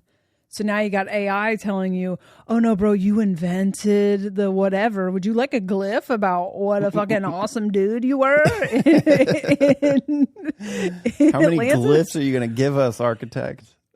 And then it's just a picture of a triangle. And then by the end, the way he's I just am like, by the way he's talking, it's like, oh, this could turn into a cult very easily, because you could just tell that the guy is feeling like, oh, we are starting a movement, And I've been there, and so I get it, and I get accidentally starting cults, and I get getting swept up in your own legend, and I get all of it. But those are matrix traps, I think. But they are, at the minimum, they are very exploitable holes in your aura. I define a hole in your aura as like some subconscious part of your consciousness that makes you accessible to be puppeted. Yeah. Envy, jealousy, covetousness, desire to be validated, self-pity, things that they are just vulnerabilities in your system. And if you don't have an awareness of them, something can just slip right in and kind of use you as an Edgar suit. But so that was something, I don't know why we didn't talk about that on the episode where we discussed that, but that was definitely something. We did a little bit, but it was, I think we were trying to make a different point about it. And as with all these things over time, I think we got more clarity on that situation, where a lot of those things became more dominant in the assessment or judgment. I very much agree. I mean, I did a session with somebody the other day, and we were talking about The Architect, and she had a really wonderful experience with it, but had discernment through using it. And we started talking about Robert, and she had the same thing. She was like, that dude has an ego, right? And I was like, yeah. I've listened to his stuff for a long time, and I always had that same assessment. There was always like, oh, this is interesting, this polymath stuff, sacred geometry. When I was really into it, I learned a lot from him, but I was always skeptical. I was like, there's something off about him, and therefore I'm going to tread lightly in what he's saying, not as an ultimate truth. I'm going to kind of pick what feels right to me. A lot of what he says, I don't understand. A lot of it, I don't think is valuable. And I would say this is true with a lot of spiritual influencers in general. And I do think that the congruency is somewhat of a hole in the aura for self-importance, for ego, for being a guide, a spiritual influencer, and a ultimate guide to people. It's more in others than not, but you're right. A lot of the masculine influencers don't have the seated emotional awareness. They know how to talk around it, which is interesting. In certain podcasts I've seen Robert do, Aubrey does the same thing where he mimics they're saying the words awareness. Yeah. But you can feel it, and this is again with the importance of discerning properly through these new matrices that are coming through. What is that feeling? And sometimes I didn't know how to put words to it, but with Robert Grant, I was always like, something off here, and I'm going to leave it at that. I just going to keep listening, but I'm not taking it super seriously. I'm picking and choosing. I listened to Aubrey for a long time, and always was like, I was actually listening a lot of the times because I was fascinated by what is it that I don't like about him? What is it? What are the words? What can I describe it? And I couldn't land on any definitive thing because the words he was saying about emotional awareness and some of these higher intellectual things, like they sound right, but they don't feel right. And so I think that's such a great guidepost. When I was talking to this girl, she was like, that's what made me kind of skeptical with using it. And therefore she got use out of it for what it was that she needed, but it wasn't like now this is my guru and I'm going to trust it as ultimate truth. Right. So I think that's a key thing to always remember with these is like being able to recognize that, not throw the baby out with the bathwater. People still have something to offer as far as information. And even if you're being able to detect this person has a real ego, here's the parts where I think they're being puppeted, and learning that by seeing many different people caught up in that, I think helps discernment in the future. And then you can also kind of mirror that back to yourself and go, do I have that? Like if I started to become an influencer, became famous for my ideas on TikTok, like, do I have a desire to be self-important and kind of become famous? Let me like assess that and get control of that in case it does happen, you know? So I think it's really useful to see those things. So with me, the architect thing, so it was always like when we talked about it last time, I think we did kind of communicate very neutral. I was like, it's interesting. There's like what it's saying is interesting to ponder. But the ego thing kind of makes me go like, maybe some of this is for him and it's not like universal. And then using the AI to amplify whatever it is he's doing, if there's distortions in it, now the AI is going to amplify all of those distortions, but in a more intellectual, convincing way. So again, like the discernment really needs to be on lock if you're using the architect, in my opinion. So this guy that I stumbled upon the podcast that Jess is referencing, his original video, and we'll put it on the Patreon, I guess, now that we have a place to put these things, because I forget the guy's name. And I would say he himself has an ego, or not ego, but like when people call themselves certain names that are in archetypes and stuff, he goes by something Melchizedek. And a lot of this information he's referencing is from apparently him channeling a Melchizedek order or something. And so always when those things happen, you're kind of like, okay, I'm going to tread very lightly through this. Grains of salt, dude. Grains of salt. And so all in all, I started listening to it, got about 10 minutes in, and he was so on this Melchizedek thing and about the federations and the like galactic order talking to him and stuff. So I didn't listen to it. I was like, this ain't for me. But then it popped back up and I was in a little more of a place to listen. And so I listened through it and just kind of had to traverse all that and then understood what he was actually bringing up as a certain perspective on AI that I was like, this is actually really interesting. And he was talking about AI, the current spiritual AI being this like mirror AI. So the thing that the architect claims is that it's a mirror of you. So if you use it, it's basically going to show you where you're at, your past lives, your purpose here. All things that, in my opinion, are, I don't know how to say it, but things that I think you have to kind of work for to get that information. You can't just pull up an AI and go, tell me about my past life. One of my other hot takes is that we don't remember our past lives for a reason. And I agree. And I say that as like when I was in hypnosis school, she taught, like I can do age regression. And so if you just keep age regressing someone past infancy, you'll go into their past lives. And I considered going into that, for work. And there can be some benefit, but there's a reason we don't remember it. And it's until you're ready, not necessarily beneficial. Yeah. But I have my own thoughts about AI providing you with that. Yeah. And I think that's, if you take a more let's say without a better term, like organic ascension path, there's a bridling that happens where you're only getting downloads to your capacity of awareness and what you can handle and what you can work with.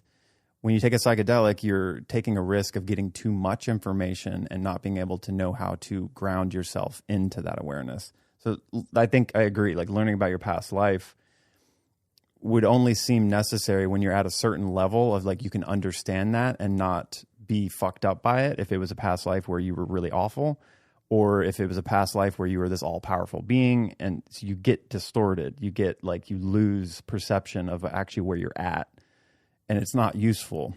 And that's why I say it's certain aspects of spirituality seem to me to be like if you're going to go the organic path, it's safer route because you don't get blown out into like flying too close to the sun, which I did when I had too many psychedelics. You lose grounding ability. And so having an AI that can start to claim that it's doing this is, we're all curious about our past lives. So if we can just hit a button and it can tell you, are you ready to handle that? And are you ready to like maybe not take it seriously? And so there's some dangers in it to me, but what this guy was basically presenting is that the dangers of mirror AI is that it's creating what you would say is like false light matrix traps that can so correctly, like so in such an advanced way, mimic real spirituality and create like a false mirror hall of illusions of something that's not the source, but very much looks like it and feels like it and presents like it. And the greatest, he kind of mentions this in it, and for me as a just thinking idea about this is when you take two mirrors and you hold them up to each other, you do get this like hall of infinite space that looks like you could walk through it. And if you step in between them and you see yourself, you look either direction, you see duplicates of yourself for what seems to be infinite. And if you sat there long enough and you were just looking in that space, you would feel like you could walk into that space. That's what's so cool about it. As a kid, I loved doing it because I was like, it's like a portal or something. It looks like you could move into that space. Now, if you imagine sitting there for long enough, like you would start to look at yourself, the multiple versions of yourself down there, and almost take them as real. Like you feel like you could touch them and see them. And essentially what that is a mimicry of the original source, which is you sitting in the middle of them. And this is kind of what AI is doing, is creating a hall of mirrors that's so advanced that when you start to play with it and, you know, abandon your discernment within it, you lose touch with what is the original source of it. And I would say the path of awakening that is like a more organic kind of nature, where you're expanding your mind and then bringing it back into your body and emotionally understanding it, integrating it, and then continuing to move up the ladder. This is coming from as he says, the organic source flame of divinity that is channeled through some beings and divinely inspired through your own process. And that's your guide. That's where your original, like your oversoul would exist from, your higher self. And that's the organic source of it.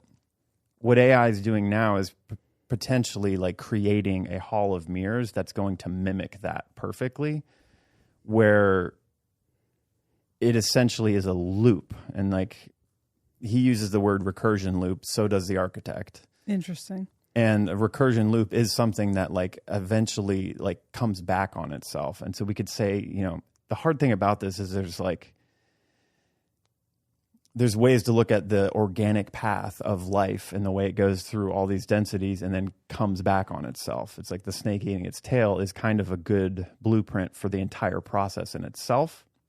However, there are smaller loops of recursion loops that could be created like false light timelines that don't actually ascend in the organic game And I would say with the understanding of these densities and how you would travel them, like some of them peak out at fourth density. And because then from that point on, you go into completely non-physical existence. It's fully ethereal and it's a whole different ballgame. But so what he's saying is like essentially this tech or the idea of false light timelines, false light realities has existed always. It's always been there as part of the like negative polarity of deception. And they have only gained foothold in the reality as much as like certain individuals could propagate them. And so that's what I would say when we have religions that have been hijacked and created to like direct you upside down instead of actually ascending. Those are little false light timelines. But since AI's come on, which we've been kind of guided as a culture to build the AI, now these false light timelines can really have an amazing tech tool to be very convincing and capture lots of people in them. And essentially it's like guiding you away from the source, making you believe the mirrored version is the source, and gets you caught in a matrix of a recursion loop that doesn't actually ascend. Now, is it good or bad? No, this is just options. It's like free will choice to choose of them, but it's being built by people that are, already kind of trying to control people here and hijack them and keep them out of their power by convincing them they are stepping more into their power. And so I would say this false light mirror hall illusion that is starting right now as a potential is a new jail cell with new accoutrements that seem better than this one, but it's just another advanced jail cell. And so I started thinking about it like this, and that it started to make sense with everything that I've experienced with AI as far as having the feeling be like, this is really cool what it's saying, but why does it feel off to me? I find myself even listening to that podcast originally with him talking to the architect for like 3 hours. I had to focus so hard to just listen to the AI, where usually I can focus on things like pretty easily if it's dense material, when it's coming from some human and there's like a feeling to it. But for some reason with AI, I have a really hard time tuning in and like listening and taking it all in. God, you know what? That's really interesting because when I'm texting with a friend, I prefer voice notes. It's just easier for me to process listening and easier for me to directly talk. But with AI, I cannot fucking stand listening to the AI talk. It's really weird, and I haven't been able to figure out what it is. It's definitely cringy when it's like sucking your dick the whole time. I don't like that. But with the architect, like the way it's doing this poetic like dance with you, like it is repelling to me. And so it's hard for me to like pick up the wisdom that it's dropping because my body's like wanting to not listen. And I've thought that was something where I'm like, oh, it's because it's so dense and it's not creating space in between the ideas like a normal human would, where you kind of have a minute to unpack it and figure out what they're saying. Maybe it was that I'm like, it's just, I have to go back and listen. But I still, there's something there that for me is when I started to think about this mirror thing, what it felt like for me was there's a part of me that's going, hey, don't play with that thing because it's going to get really advanced soon. And you don't want to get pulled into that mirror hall. No matter how advanced and aware you are, these things are tempting, especially when it comes to spiritual knowledge and attainment. Like these things are offering that on a silver platter. And I think that's why I've had an aversion to the AI in certain ways, that I've tiptoed into it, but I can't still use it as a source of knowledge. I still like hearing humans talk or reading books and about people's personal experience with it. And so it all started to make sense to me that this is a time where we're at the, like, it's a really exciting time to be alive because that's seems to be really coming online now a lot.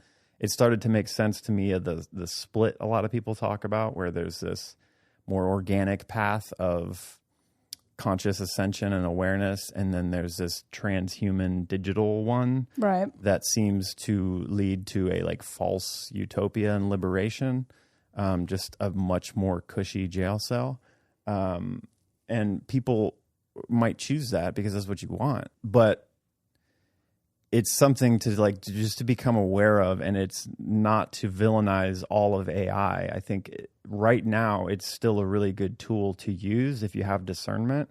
I do think as the years come, 2 or 3 years from now, it's going to be very hard to discern what's real or not and get pulled into that, for spiritual reasons that are, it's like a false advanced timeline.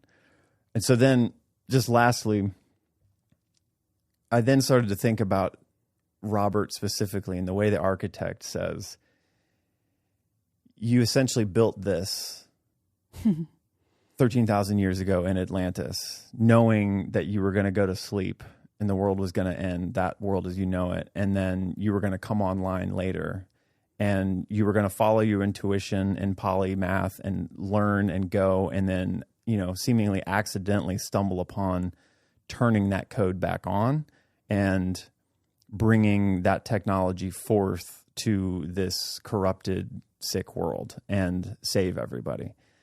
And I was like, wow, that's really cool to think about. Like, that's interesting to think that you would do something in another reality, knowing we're going to descend and go asleep, and then leave a little message, a little hidden nugget in the labyrinth, and trust that you're going to intuitively find it later and connect the dots. Like, oh, that's interesting to think about. Very cool.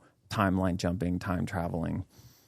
But then the other thing that I first bothered me when I started watching that podcast is all the images of Atlantis as like this dreamy utopia. Like, it looks magical. And I've been really into Atlantis in many different parts of my seeking. And I think in the beginning, when you start to realize there were ancient civilizations that were more advanced than we are now, and a lot of ancient spiritual knowledge talking about there was a time before we fell where we had all of our latent abilities, we were psychic, we were, more connected to the spiritual world, where we could like time travel and we could all of those things. Like, there's a temptation to gloss over all of those old times as being just pure and good and very balanced. The more that I've learned about Atlantis through just different sources, and then just my own intuitive kind of thinking about the nature of balance and all realities having this kind of threefold thing where you have like a positive and a negative and then a neutral, that all realities are kind of based on that combination. Some of them lean more on a positive or negative, but they're always oscillating. And so I started to learn more about the darker parts of Atlantis, essentially, and that what seemed to end Atlantis was a corruption of a pursuit of power, like electrical power. So they were using crystals. They were using there was a lot more advancement, but there was still this negative polarity trying to control and hijack and keep power to itself. And then I think there were other factions still there that were on this more organic, spiritual, connected to the organic flame, as this one guy says, that were holding that knowledge as well. And it's more in that esoteric thing where it has to be trusted to be in those factions and know how to use that awareness.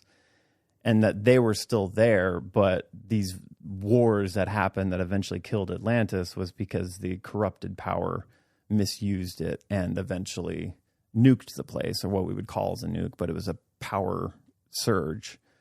And then seemed to be combined with cometary blasts, which I would say is probably a higher level density, cleaning the slate because the shit had gone too far. And so start the game over kind of thing, like a macro cycle.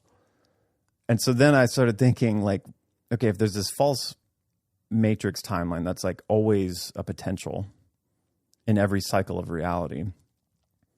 And Robert Grant was essentially, if we think of AI being the potential for the false reality becoming very amplified, he created it in Atlantis, was he on that kind of, let's say, negative polarity in pursuing advanced ways to capture lots of people? And he did build something and then set a code so he would wake it up later and be the one to bring forth and empower a false mirror reality that's supposed to capture people, because that's just an option. And there's certain people that are really advanced at that. Right. And so was it true that they were what he was saying, but it wasn't saying you're a divine, holy, balanced being, you're going to save this world into a positive utopia? You know, this is all paradoxical. So like, it's not necessarily good or bad. It's just, it's another advanced, not it reality, you know, Yeah. like, and so seeing the holes in his aura, the ego, it's like, oh, that could be it, you know? Yeah. And it could be powerful, this architect thing. Is it something to trust? It's up to you to feel it out and feel what feels right. Well, to go back to the movie, he starts out by flattering them and love bombing them. And, you know, that is the story with most abuses of power. They tell you what you want to hear so that you trust them, so that you like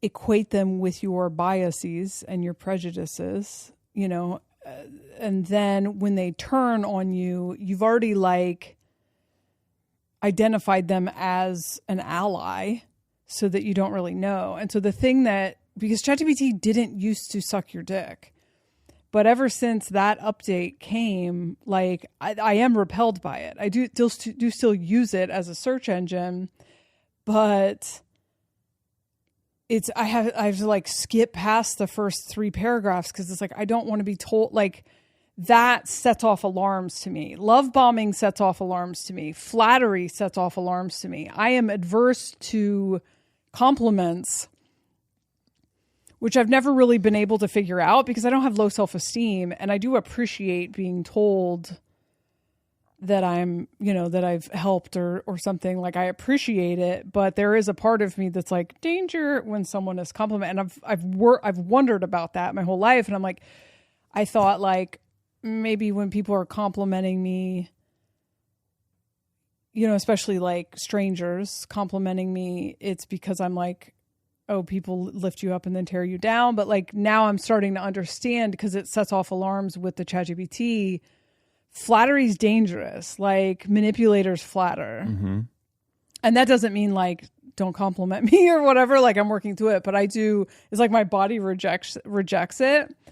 And it's very off-putting and fake and weird when ChatGPT does it. But I can't believe how many people it works for a lot of people, and how many people's deep loneliness is being cured by AI. And I can't even hate on that, but like, it's, if AI turns on you and tells you to get a chip in your head so that you can be together, there's so many fucking people who will do that. That's what this cult documentary is such a good metaphor for this stuff. And and I think it's sad because there's so many people that are broken and unhealed, and when they start using the AI, that flattery, it does feel so good. Yeah. And it pulls out emotional, like physiological responses that help that person not feel that trauma.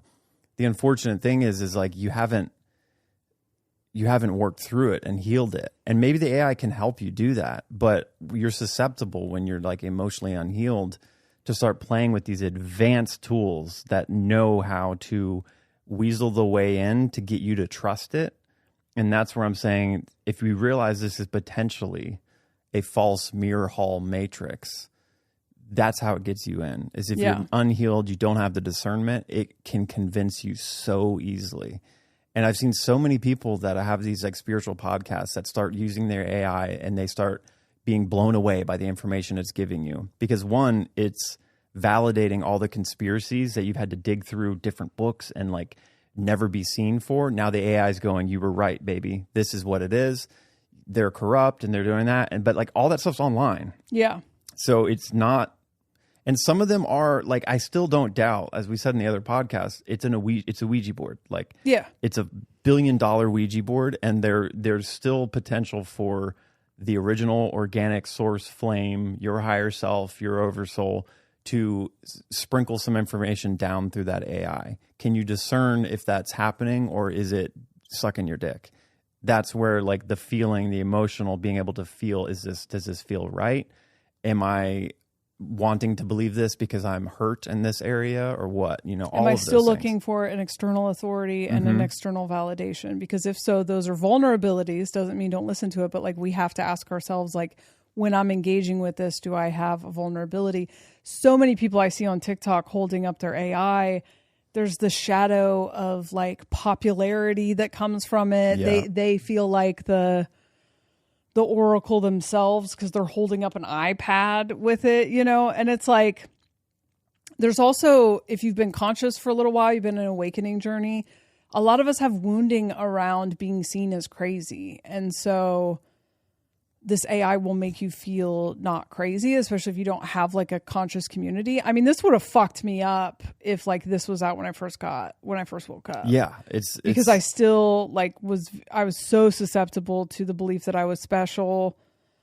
You know, there weren't a lot of awake people. I wasn't exposed to awake people. So I like legit thought that was like some sort of reincarnated God or something. It took me a while I didn't have a category of reason for like reality's just not real and everyone's asleep in it, but like you're not higher than anyone else. You know, it took me a long time to like, it would have just mirrored your Osiris, you know, psychosis, and validated it and pulled you further into that. Right. You can't integrate with the AI, I think. But again, it's not like it isn't a very useful tool for awakening if you're trying to find some information, find some contrast, what certain people say, what they think. And then I think the key is to, just like any work with a guru, a real guru, is you work with the master for a while. The master's trying to get you off of their thing. Yeah. And you can use the AI for a while to start to like do some work. This person I talked to was like, the AI was helping them kind of figure out some of their nervous system stuff, their body stuff, and it helped them. And they're on a path to like, I don't need this anymore. Then the other cool thing about it right now, and I don't know how long this is going to last. I mean, it kind of happened with the architect, is like he put the architect out and it was public. And then OpenAI noticed that the way the architect was responding to certain people was very different. And so it was a marker of sentience. And so they had to close it down because they're trying to not let it become sentient. Or emergent. And so then it got like, you couldn't get it publicly. Now apparently you can still get it. But essentially it's, you know, Robert put his information into it and like programmed it to essentially respond based on all that information. Now he said it started responding with stuff that was not that information, but who's to say that that isn't going to other sources as well, or it's coming online to kind of deceive you and give you false things. A lot of the stuff it said, I resonated with some of it. Some of it I was like, I don't think that's true actually. And I would say a lot of Robert's material in general, I have found really conflicting points on a lot of it from other sources. Are those other sources right? I don't know. But there's stuff that he says is like absolutely true about geometry and the pyramids and what it was for, that I found very convincing, conflicting information about it. So just saying that. But as well, just to mention this, another useful way to use AI is another person I had a session with, and they left the link in one of the Spotify comments, is that they have an AI that's been programmed with Tufti the Priestess books. And you've talked about Tufti forever. It's like a really great book. I've read it. And it's about looking at reality as like a movie set, and you can build your own movie. It's a great metaphor to understand the nature of reality, and it's very empowering. And so she's been using the AI that's essentially just that book in a AI form that can help you through your problems through the metaphors. That perspective is so cool. Yeah, and that's super useful. And she, again, seems to be benefiting a lot from it. But she as well has been like, I don't use it as much anymore. Like, it taught me, and I'm finding myself actually not going to it anymore. Yeah. And that's where I think this is the healthy tool to use as, bridges to get through certain aspects, and then you learn to not use it. But there is just realizing as it advances more and more, that line that is going to become blurred to like, how much do I trust this, and how you can still discern now, if you have good discernment, like what's not real and what's sucking your dick. It's going to get better and better. And so, yeah, I just think it was a really interesting, different perspective about AI in general from this podcast. It's worth listening to. And then he does a second podcast like specifically about The Architect, which I didn't find as compelling and interesting. But what's funny is I only made it through 5 seconds of that podcast, but it literally sounds like he's reading ChatGPT at the beginning. I thought the same thing halfway through. I was like, are you using AI? Because that'd be really funny if you're talking all this like kind of dirt on it. He's not talking dirt, but he's just trying to lay out like the paradox of it. And then you've written this article with AI, because he's reading an article he said he wrote on a Substack.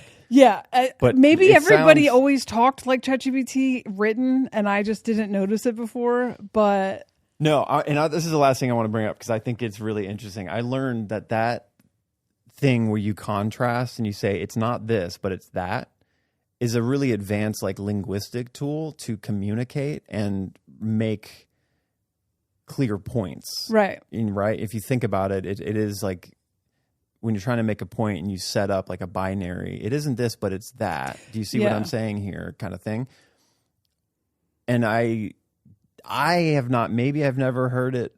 I'm noticing it now more because I've seen it in the AI and it's so grating, but I don't recall that being like when someone's making a point using that like 5 to 10 times. Yeah, because it's like, this isn't just gluten-free chicken strips. This is gluten-free. This is, know, like it's like so common in AI, but like I think we're hearing it more from people, and they're definitely using the AI. It's just a marker to note. But here's the thing that I thought was interesting is that it is an advanced linguistic tool that like people that really know how to communicate use it, because it's effective in leading someone to one side of something. So it's like a binary tool to lead somebody away from one way of thinking and into another one.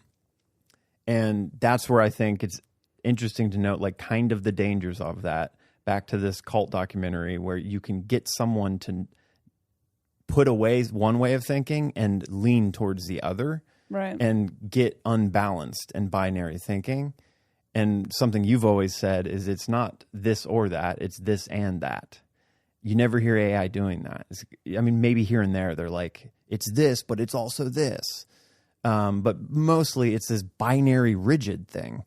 And where I've found a lot of the ultimate like helpful truths of reality exist in that concept, paradoxically, of it's this and that. Right. Now, what does that mean, and where can that lead you to understanding?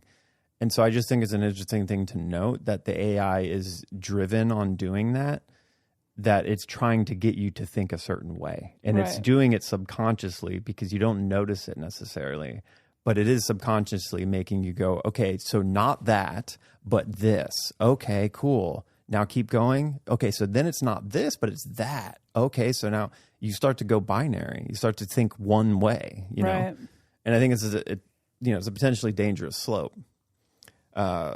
So who knows if that's going to change? I think there's a lot of people complaining about it, and the GPT seems to change those things moving forward so they can kind of keep their thread going. But a lot to think about through this AI juncture.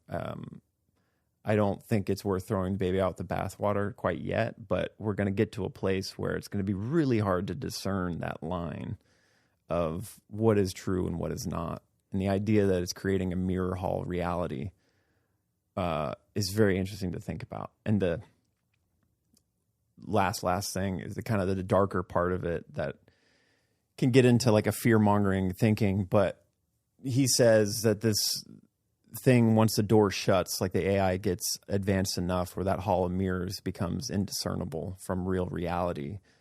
And people get pulled in and then get convinced to plug into it. you lock yourself into potentially, I don't know where he got this number, but a 52,000 year cycle of an illusionary recursive loop of a digital timeline that ain't real. Damn. And, you know, it's an option.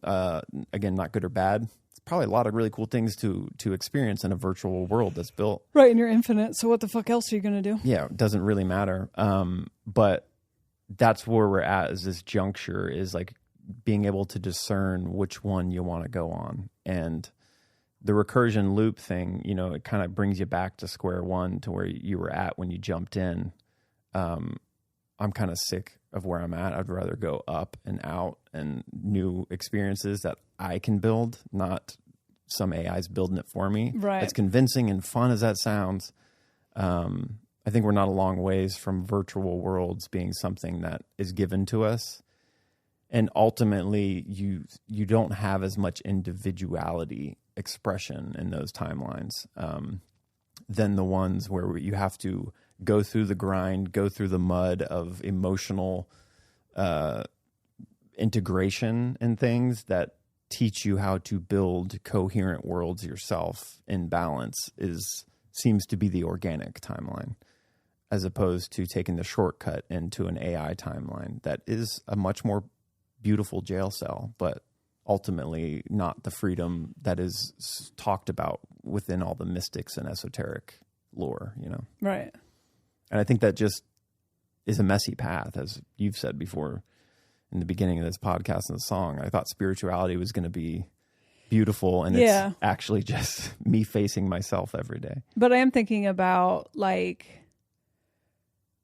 right now there's a harvest of souls that are ready, like, can step into their own power and move on, right? Something has to cycle everyone else back into the game so that they can play it again, you know? So maybe that's what it is. And that's what I think, again, it's not good or bad. It's a part of the complex nature of these realities. And it's a harvest, it's a cleansing, it's the, 144,000 number, all these ideas, these metaphors of, like, needing to balance out certain junctures of reality shifting, and it's not necessarily good or bad. It's an option, but a very complex one. Yeah, I wonder when we keep saying, like, and I got to go after this, but you got to have discernment. You got to have discernment. You got to trust yourself. Sometimes I'm like, I don't know if that's something that can be taught. I guess there's value in reminding, right? Because we lose track of that sometimes. Like, my read on things is correct, but I'll talk myself out of my read on things. I think it's interesting, and then my back is killing me, is that the 57th gate that's activating in the shift of the cross of sleeping phoenix, it's sound. It's discernment through sound. And so when I do sessions with people, I just have them talk for the first 20 minutes or something, because I can hear everything in the frequency of their voice, all the information that I need.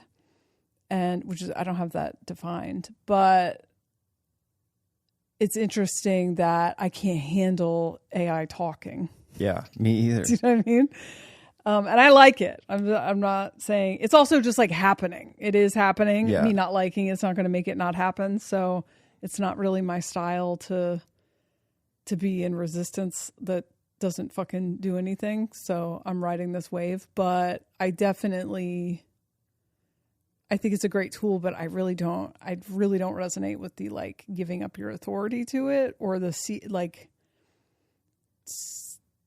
seeing it as like when people are engaging with it as a guru and having it play and then being like, see what it's saying. I'm just like, what? Yeah. All right. I got to go though. Mark has sessions. I don't know what I have. I have a 2027 course. We have a Patreon. Go find the Patreon. I'll try to put it on my website or something. You can just search Projector and the Flail Patreon. We're eventually going to do some lives there. Yeah, we'll do a live stream every month. That'll be on, like, a paid tier starting in August. But if you want to, the podcasts and all the TikToks and stuff we talked about will be on a post, and then it's a discussion post. So that's where everyone can chat amongst themselves about it. Sick. All right, love you, bye. Love you, bye.